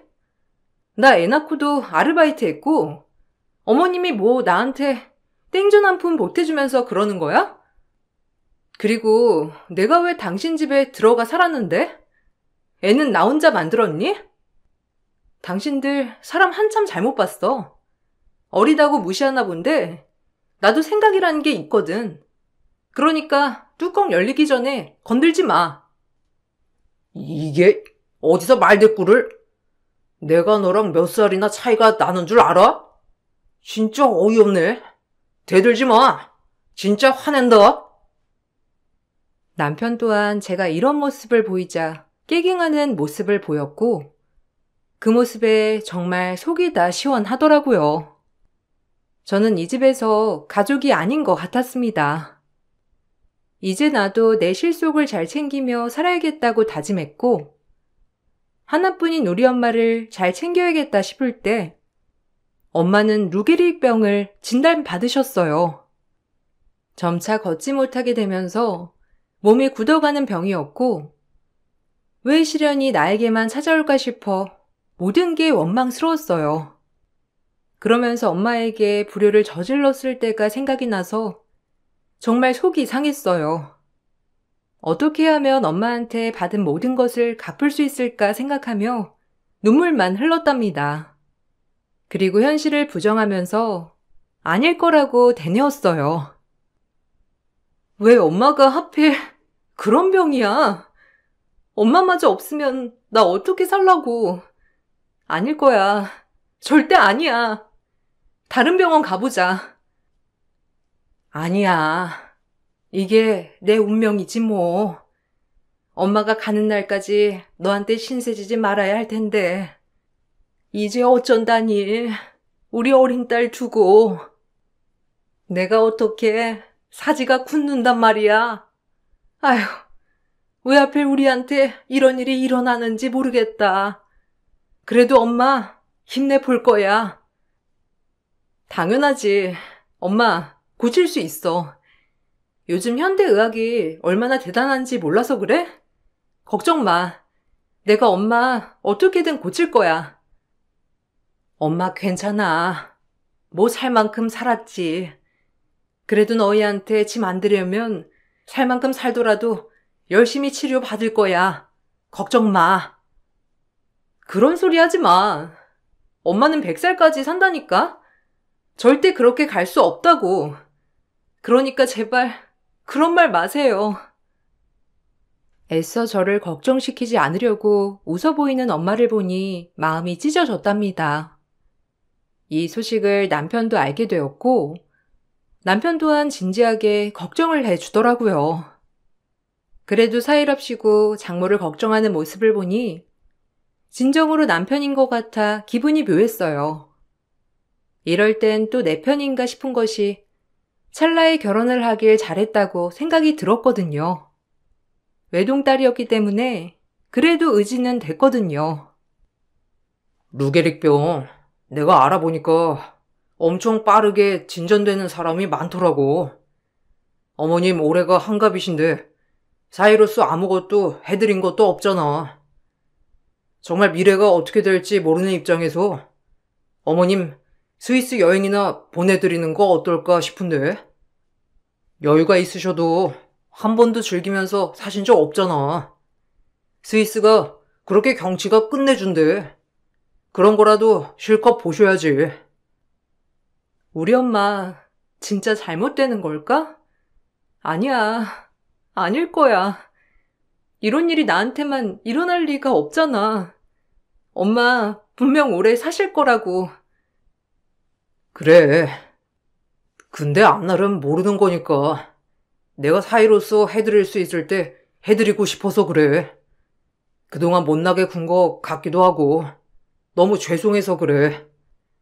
어머님도 사이가 뭐 하나라도 해드리면 마음적으로 뿌듯하지 않을까 싶은데 어떻게 생각해? 그리고 그때 너랑 싸우면서 반성 많이 했거든. 어린 나이에 널 데려와서 마음고생만 시킨 것 같아서 이렇게라도 하고 싶어. 정말? 당신이 그런 생각을 했어? 고마워. 난 그것도 모르고. 이런 거 보면 의지할 사람이 있어서 얼마나 다행인지 몰라.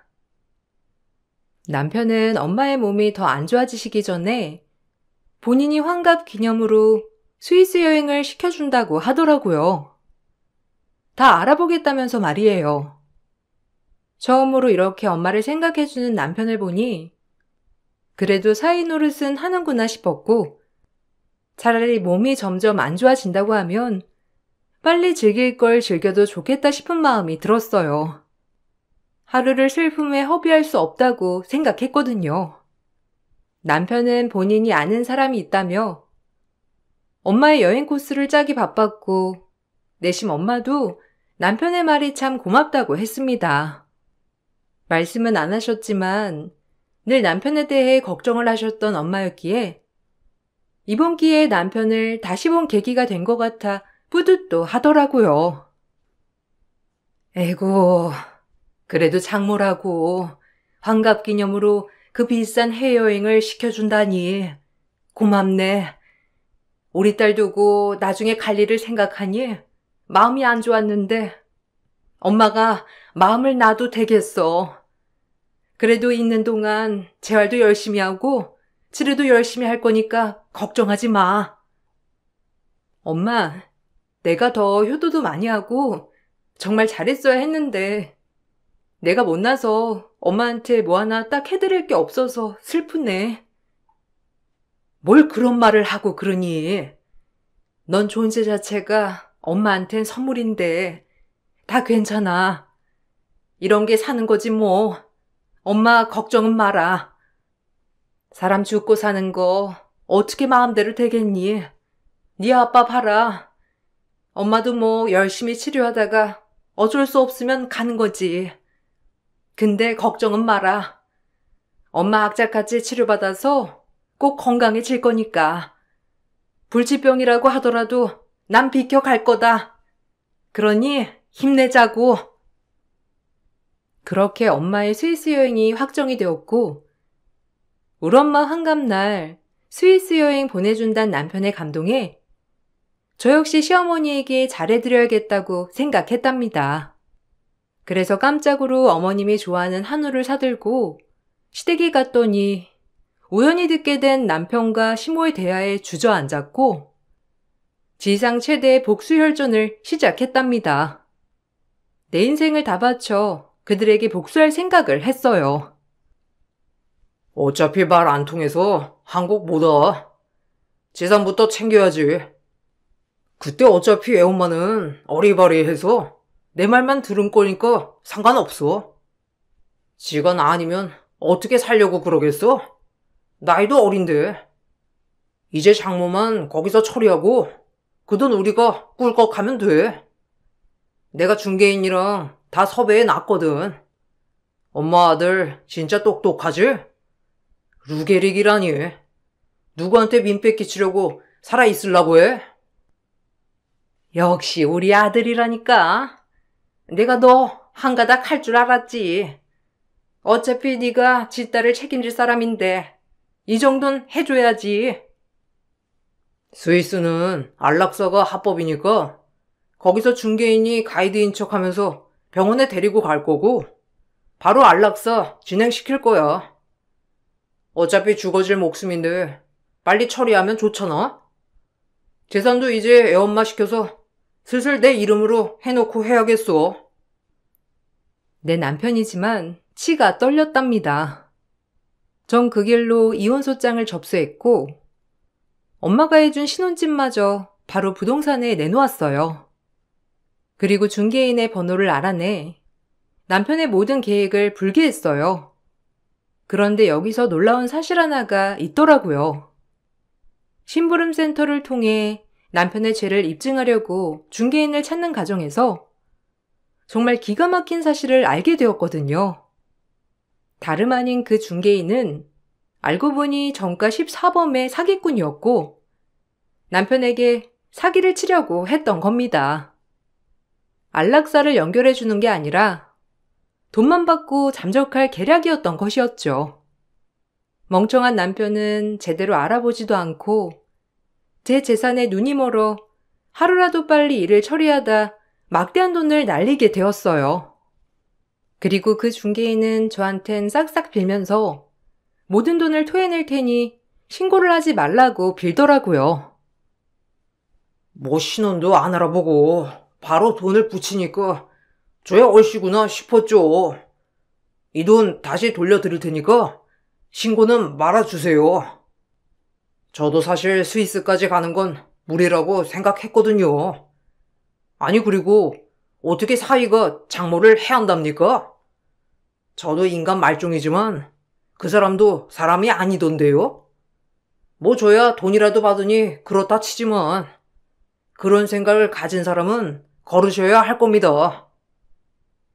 지금부터 제 남편 전화는 절대 받지 마시고 행동하세요. 그냥 잠적하시라고요. 안 그러면 당신도 공범으로 엮어버릴 테니. 그리고 이 사실 절대 그 누구한테도 말씀하지 마세요. 남편은 이걸 제가 말하기 전까지 절대 몰라야 할 겁니다.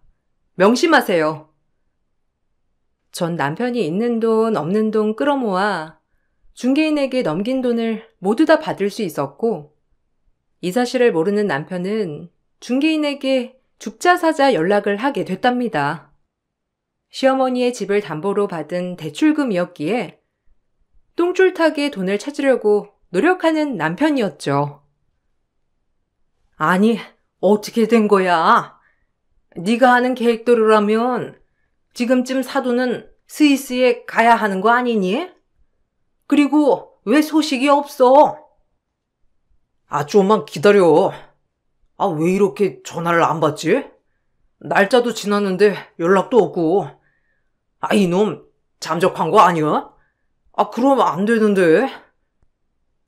걔네 엄마가 없어야 그 재산이 네 와이프 거 되잖냐. 그래야 네 것도 되고. 어떻게 좀 해봐. 엄마 집은 어쩔 거야? 조금만 기다리라니까. 엄마, 나 못 믿어? 걱정하지 말라고. 내가 다 알아서 해. 엄마 집 안 날라가니 그만 닥달하쇼.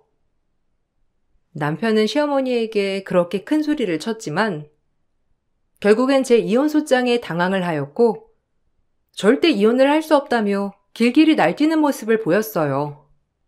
그렇지만 이미 돌아선 제 마음을 돌리기엔 역부족이었기 때문에 소송을 이어가게 되었답니다. 저랑 이혼을 하면 그 재산 모두를 받을 수 없게 되니 한사코 이혼을 해줄 수 없다는 남편이었던 거죠.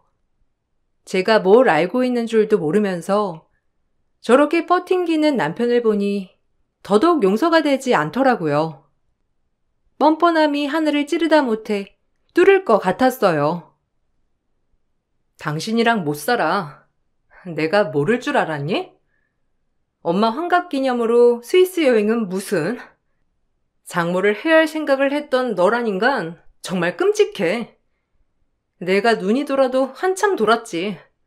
어떻게 너란 인간한테 시집을 갈 수 있었을까? 진짜 내 인생 최고의 후회다.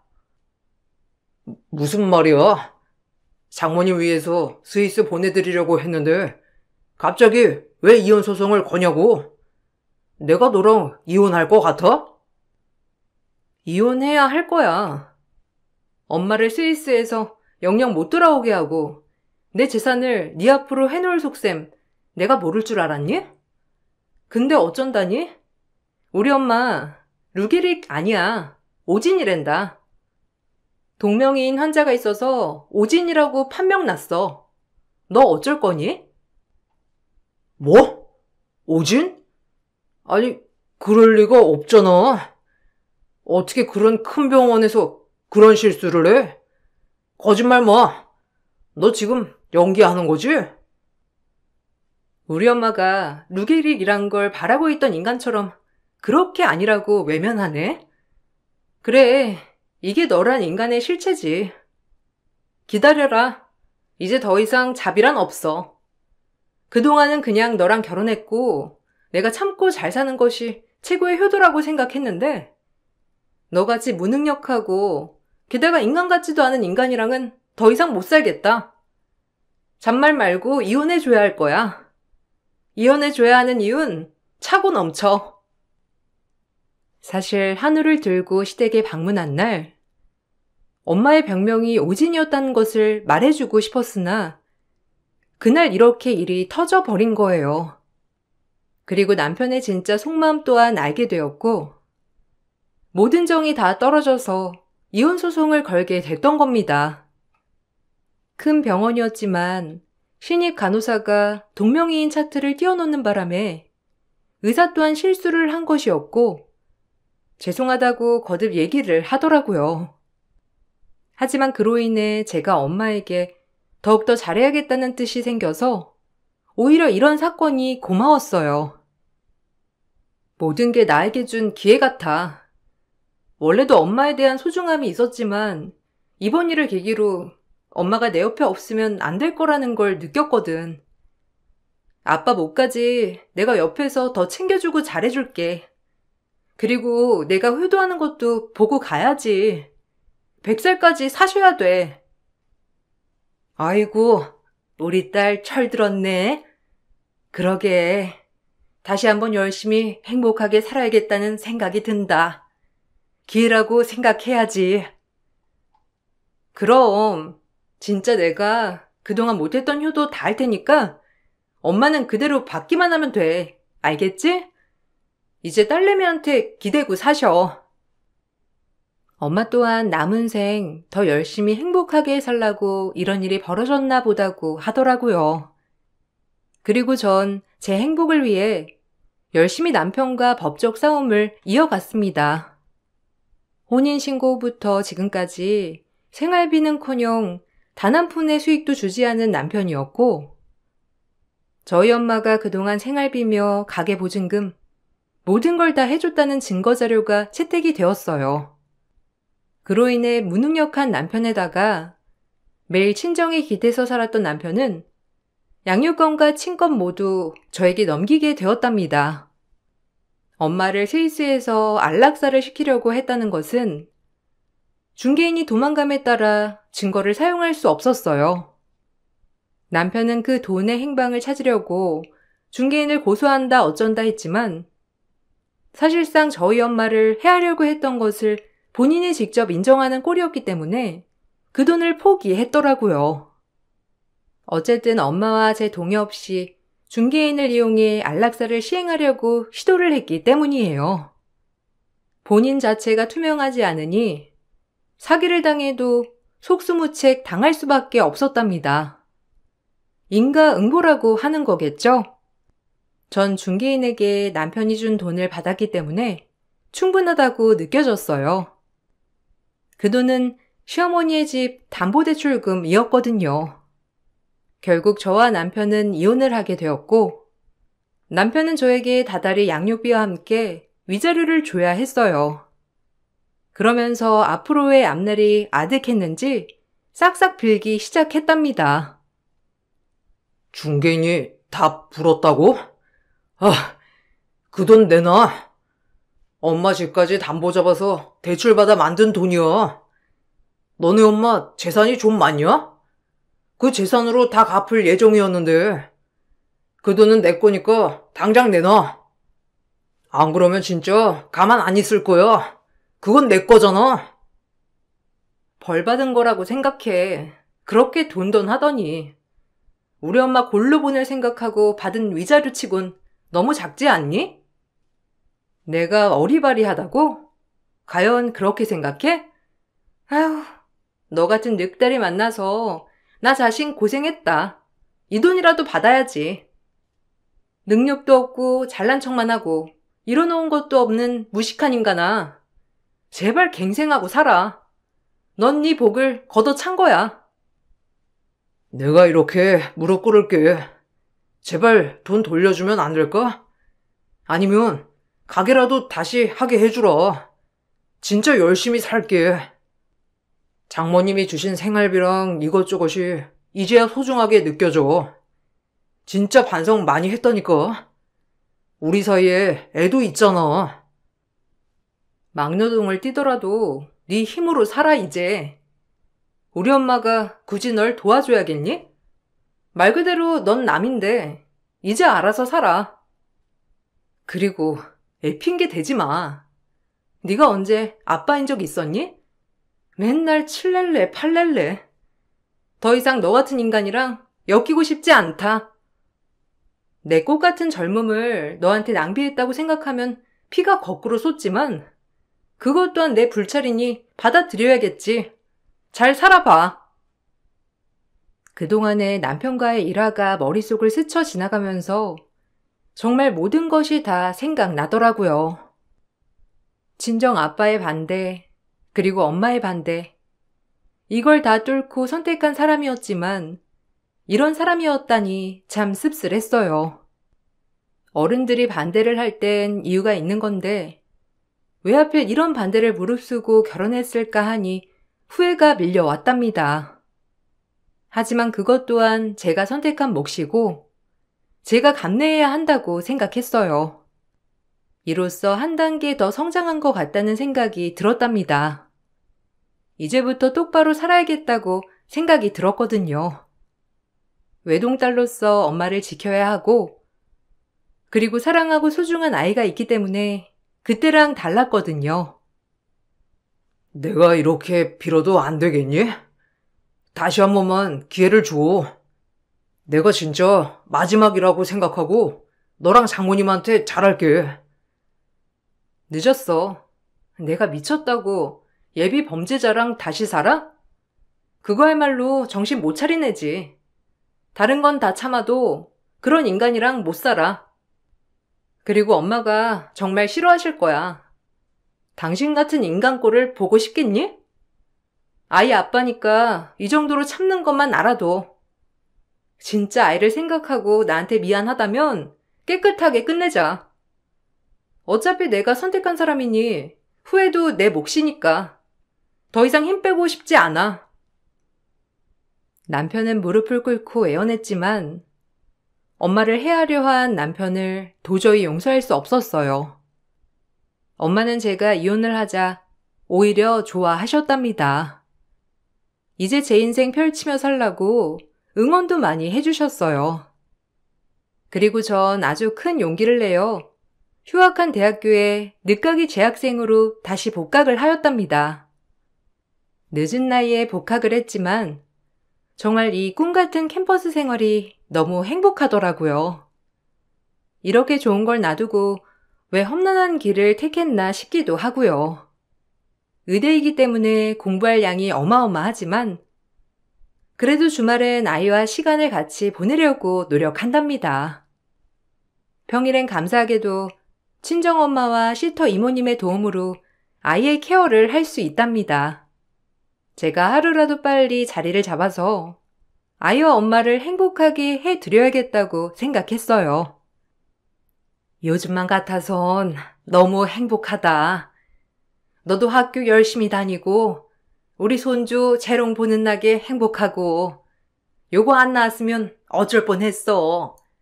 너도 고생했고 물론 이혼했지만 요즘 뭐 이혼이 대수니. 걱정하지 마. 지금 이렇게 행복하게 살면 그만이야. 그럼 나 후회 안 해.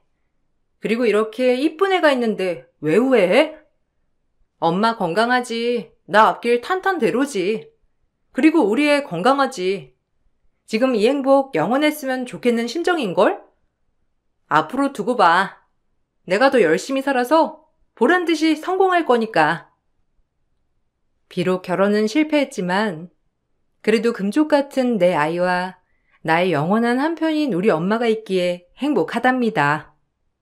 제가 더 보란듯이 잘 살아서 친정아빠에게도 잘 사는 모습을 보여드리는 것이 제 마지막 꿈이에요. 싱글맘이지만 정말 행복한 30대 여자가 이 글을 써봅니다. 여러분들 아침 저녁 은근 쌀쌀한 날씨 감기 조심하시고 좋은 하루 보내시길 바랄게요. 감사합니다.